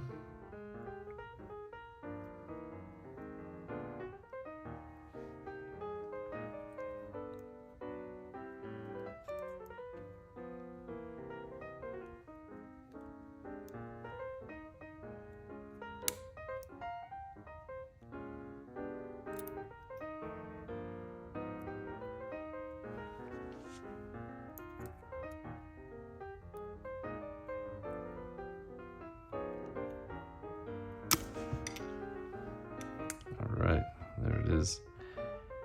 This thing's alive, it just jumps.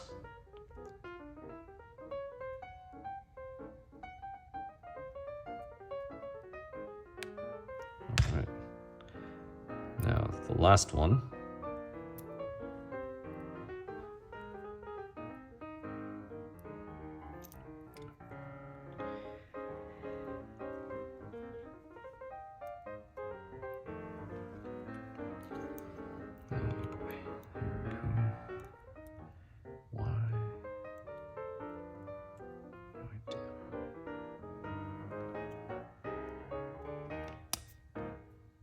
There we go. If the bell crank were aluminum, I wouldn't have to use this. But I don't know, it's still probably a good idea though on these cars, because you do take, because they're open wheel, so you do take a lot of hard hits, a lot of impacts. All right, so this is good. This would just go right on top, and it should just go smoothly. And there's this little tiny cap. There's no gear. That just goes in there. Then here, and then your screw will go in here, which from servo, so it's only coming in a kit. So I have to grab one of those screws from the servo.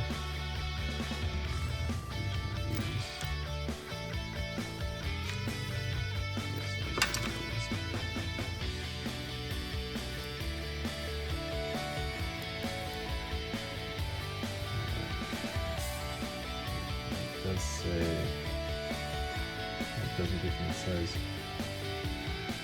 Oh, it does not give this size, so I'm going to try this one.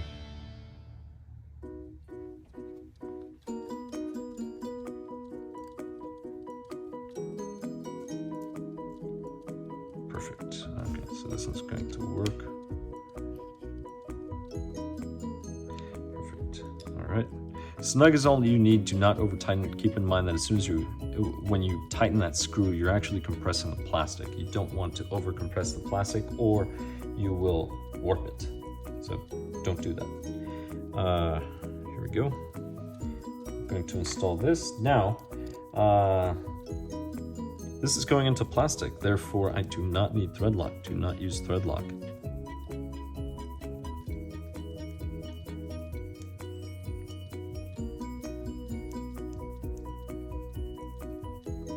Alright. There we go.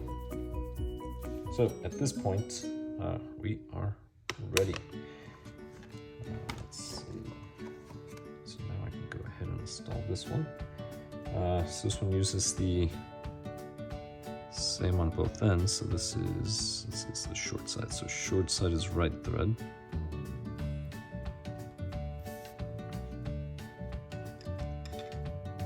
Now this is going to be 63 millimeters. So this one's going to be longer than the other ones. So that's something to keep in mind. Don't go as far in as you would with the other ones. There's 4 millimeters more. The others were 59, this is 63.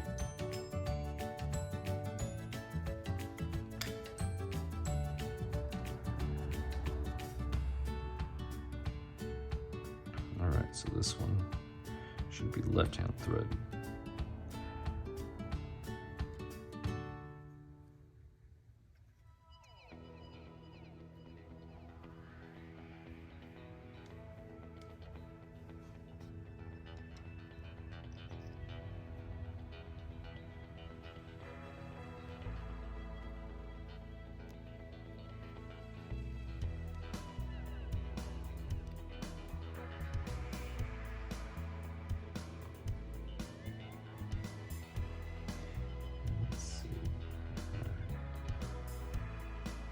These are perpendicular.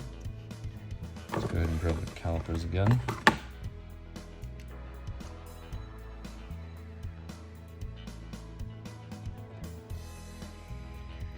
Ooh, all right, going a little too far. That should be about 1 turn on each side. So this is enough, so we'll go right.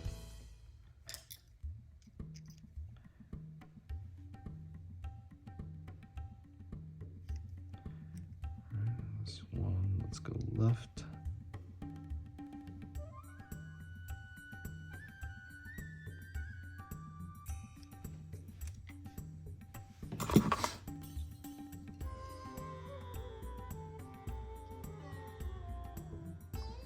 All right. 63.1, that works for me.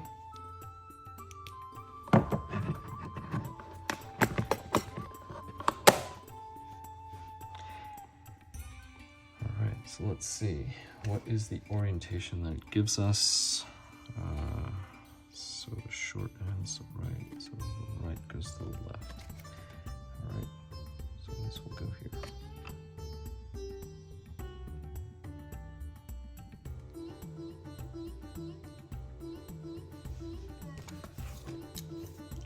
Handy dandy pliers.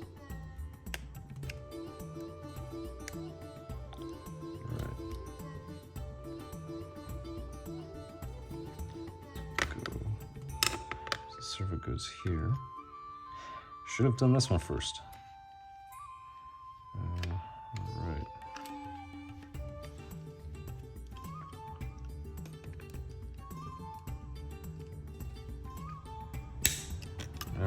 All right, not a big deal. If you do it before or after, not a big deal. All right, so I can flip this.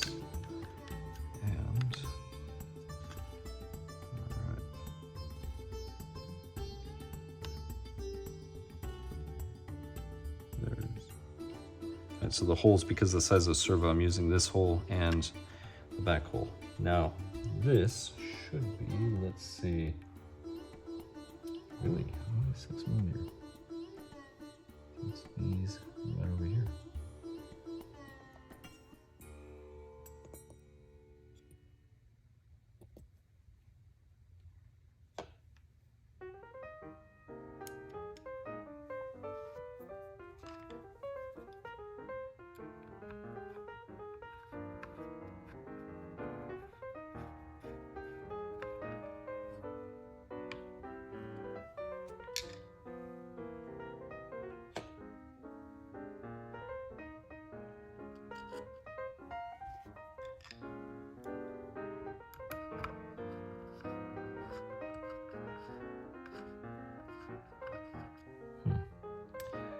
I'm going to have to loosen this. This doesn't quite line up. A few little adjustments, not a big deal.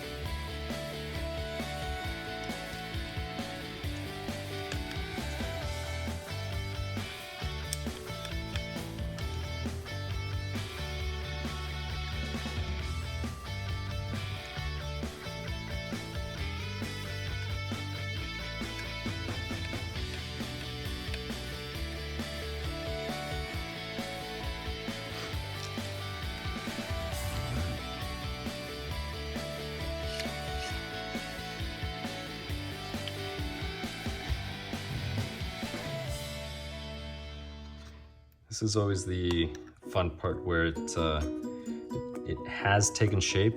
The only thing is it's taken shape, but the closer you get to the end, the longer it feels it takes sometimes. But at least the servo's installed, so that's a good sign. So now we can move on to the rear because we need to mount the wing back here. So I'm going to place these there. These will go to the wing. So these are directional. So if you look at these pieces, they are countersunk. So make sure that you have one for each side. So it'll go like this. Then there's these little aluminum blocks right here, and these go right in here. Now the pins should point up on this one.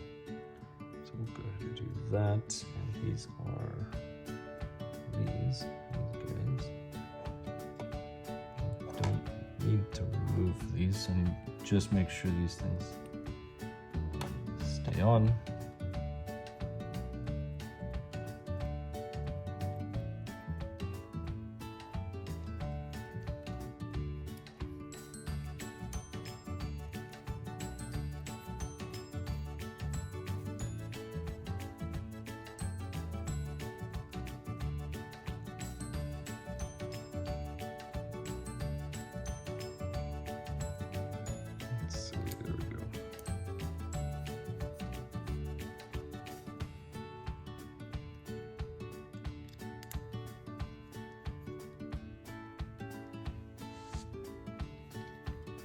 Now I'll get another block, and this time those pins actually go in here, but the flat side, so there's one side that's really flat, that goes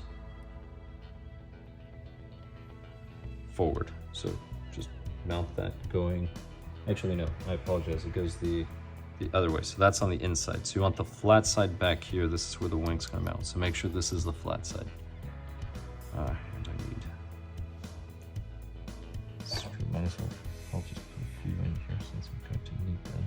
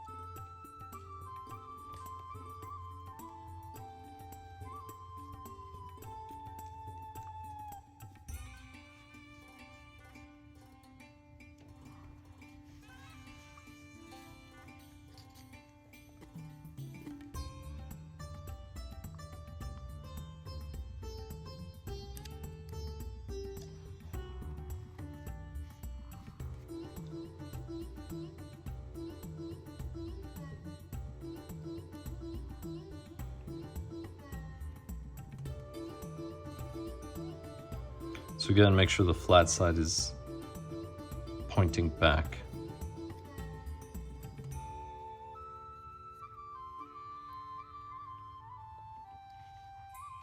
Right, so if you look at this, this is the part that's flush. This is the part that's flush, and this is the part that is rounded off. So that's how they should look. And then one of them's your left, one of them's your right. And so now, this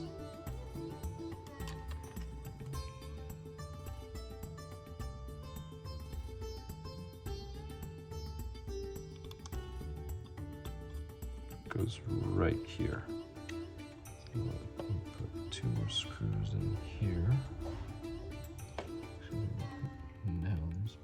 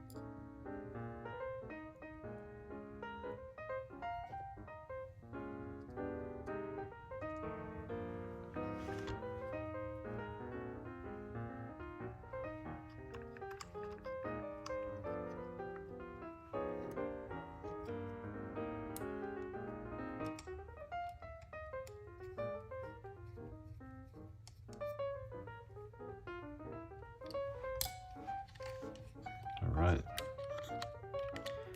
That's it.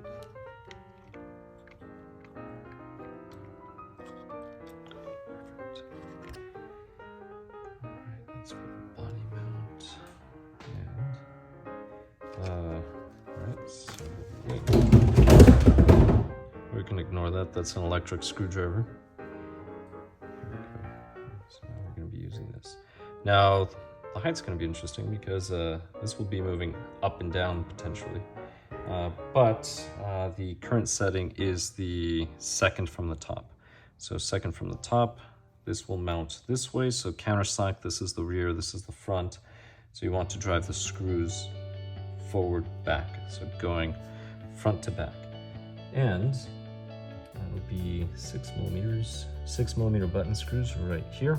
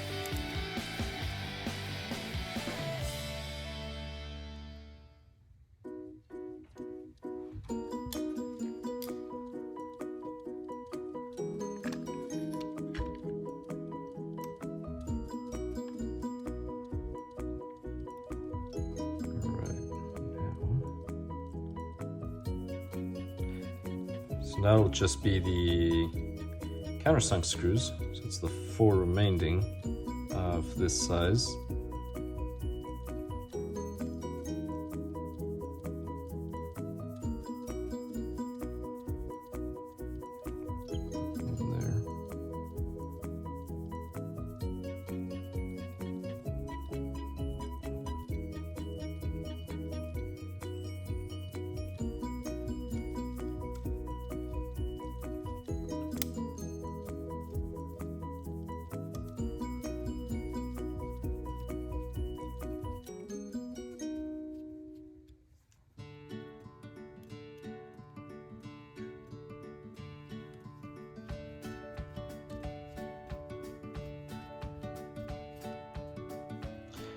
And I am going to set all 4 before I actually fully tighten any of the screws, and one of the reasons why is because these brackets are separate pieces. So I need to make sure that there's enough play so that this sits properly on all 4 holes, and then afterwards I can go ahead and tighten. So I'll tighten this, tighten that, I'll go up, and I'll go up. All right. So that finishes the installation. So now at this point, let me just consult pieces. All right, so I have all that good stuff. And at this point, let's see, so we'll be needing, no, don't need those 2 nuts. I need spacers. Where are those little spacers? Are they not included? So right now I'm looking for 2 spacers that it calls for me to install the wing. And this is to push the wing a little farther back. But these are all apart. I'm not saying that. Is that an option? Let's see. No, it's not an option. It should be, let's see. This appears to be 2mm spacer. There's a 2mm spacer here. Nope. I'll look for later. I have one, so I'll just pull one out of the box. Right. Luckily I have spares. All right, so there we go. We have the 2 spacers and the screws 10mm. And they are countersunk. It should be these 2 right here. All right, let's see. That is it. Perfect.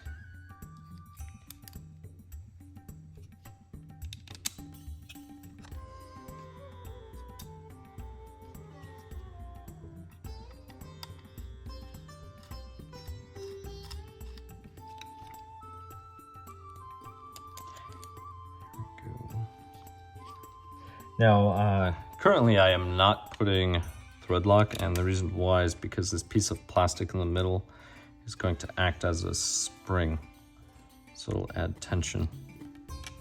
That's the reason why. At some point I need to get a little LED light. I did not order the LED kit, I just realized.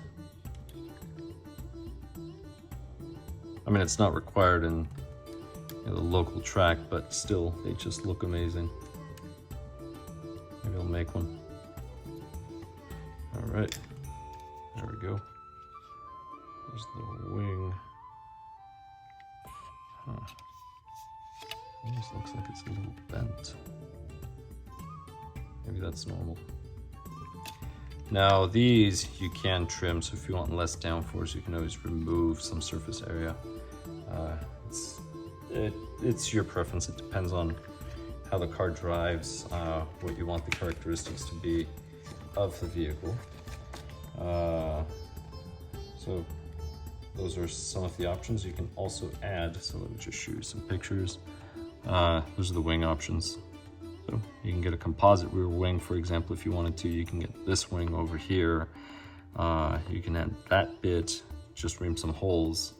There's a variety of things that you can do. But right now it's motor time. Now for the motor, this one will be getting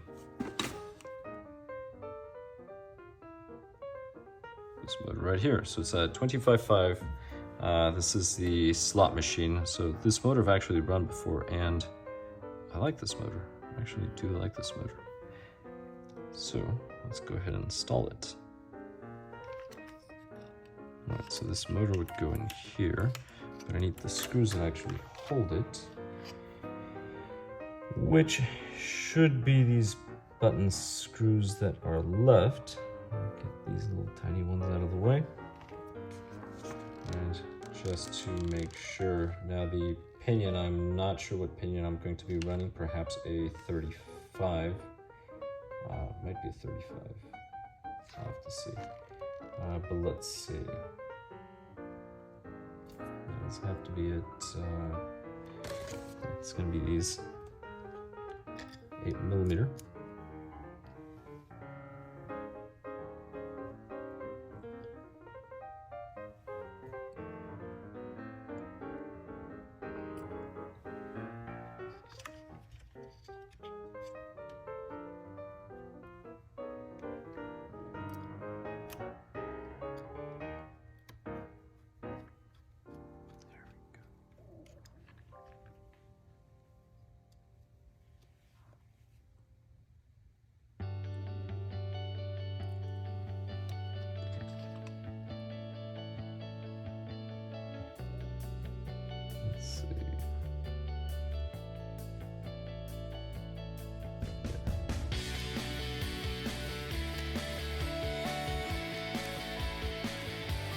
My recommendation would be to install the top one first and then move the motor up and down and see which one lines up, if it's this rear one or the front one here in the motor.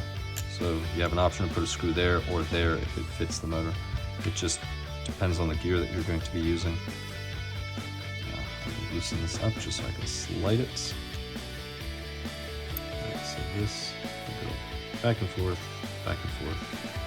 So I guess I'm going to put a pinion right now. I am not going to install the pinion at this time. To be honest, I need to just get the rest of the components on. That's really all I need. Now, one of the things that I'm curious is the body. Yeah, I'm going to have to use this. All right, well, here we go. So this piece is going to hold this part right here. This is for the body, and it's going to be that first hole. So you have the two holes next together or close together. It's going to be that first hole. So this will just sit on top, and you're going to need a countersunk screw. You do not need thread lock for it. Let's see, I think it's actually this 8mm, so it doesn't take the 10, it's an 8. And it's a countersunk screw. You're going into plastic, so you do not need thread lock. Do not use thread lock. And we'll be using a body clip.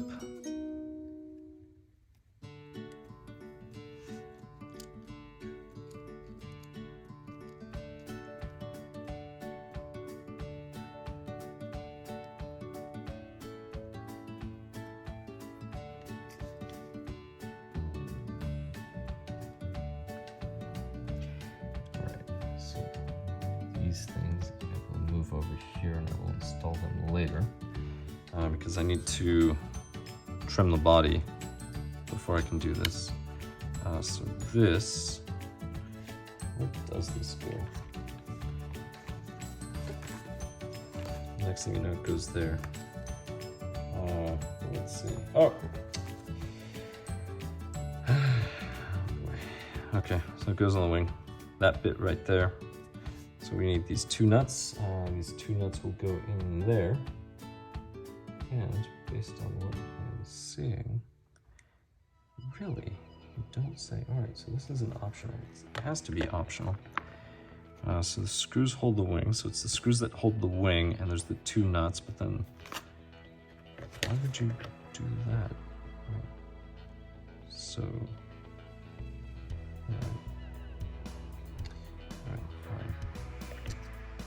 don't need the nuts if I'm using this because this is threaded.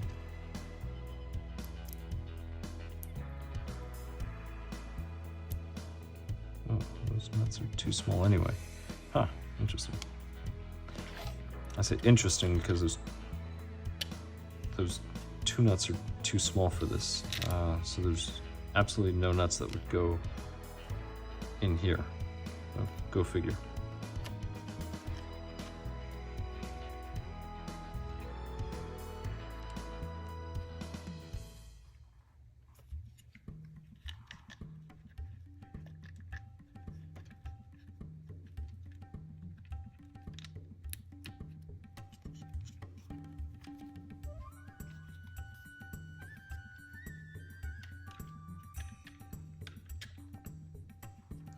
Right, so don't run the screws as I did. You have to slide this in first or else these lower arms are going to get in the way. Once you do that, everything's fine. I'm just going to dab some thread lock. All right, good stuff. And this will go here. So now I can use, it looks like a 2.5. 2.5. All right. I'm almost debating if I should just use Velcro, but no, I think I will use this. So we'll see. But anyway, this is it. Now a little recommendation, ream the holes for the body before you do this. And the reason why is it makes it a lot easier because the body is clear, so you can just use a little Sharpie, put a dot, ream the holes. If you paint it, it's going to be a little more challenging. Not that big of a deal, to be honest. You can press on the plastic, crease it a little, and call it good, or kind of crease, put the dot, you'll figure it out. Now my body, I have a painted body, which is the challenge that I'm going to be going through, but not a big deal. As long as you line things up, it'll be fine. And one of the things that I'm noticing is this is completely different suspension. So I'm gonna have to trim the body a lot, like you wouldn't believe. Wow. All right, shouldn't have done this right away. Now I'm going to end up with these big giant gaps. This is the body. I have to trim it, set it, and then quick little thing, bearings. So the bearings will go here, and then the wheels. Remember the front wheels? They roll in the bearings. So let me go ahead and show you what they look like. All right, so these are the wheels, and the wheels will just go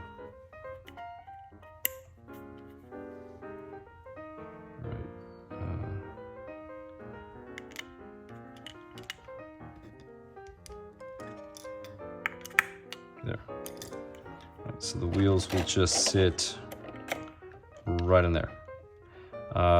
So these bearings, they go on the wheels, but I have to go ahead and glue them, mount them up.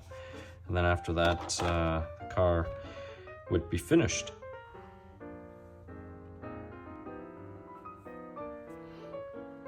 All right, I'm almost finished. So now I just need these 4 little screws to attach the wing. Wheels are on, servo, everything. As you can see, I'm not putting the little head yet because a buddy of mine is 3D printing a special one for me. That's the reason why. But yeah, let's see. Need to make sure I align this correctly. There we go.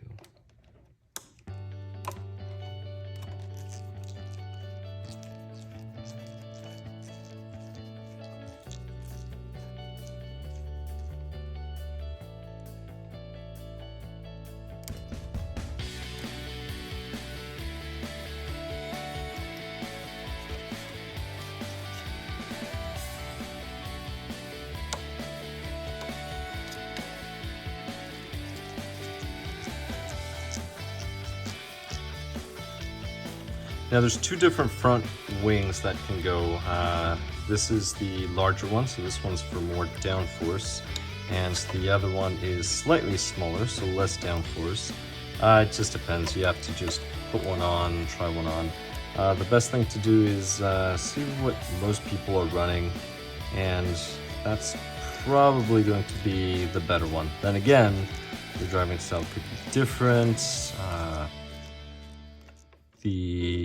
If it's a more technical track, maybe you want to go with the bigger one. If it's a faster track, maybe you want to go with the smaller one. And the reason why is if it's a faster track, then you're going faster, therefore you're generating more downforce with the smaller wing, versus the large one, you may be generating way too much downforce.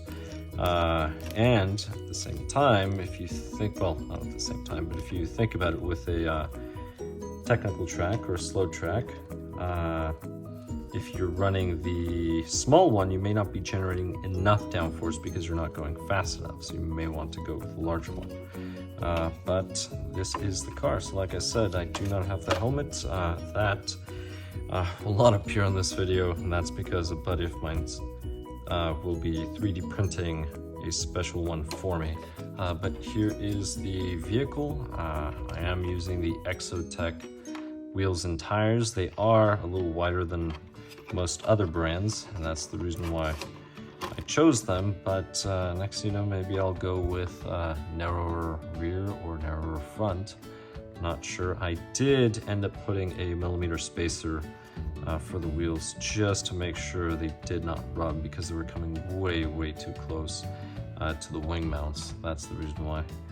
The pinion is not on, that's why they spin freely. But here is the car. So, thank you very much for watching. I hope this video was informative or at least entertaining, and I'll catch you in the next one.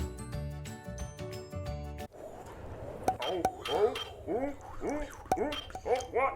Oh, my hair! My car! My rod!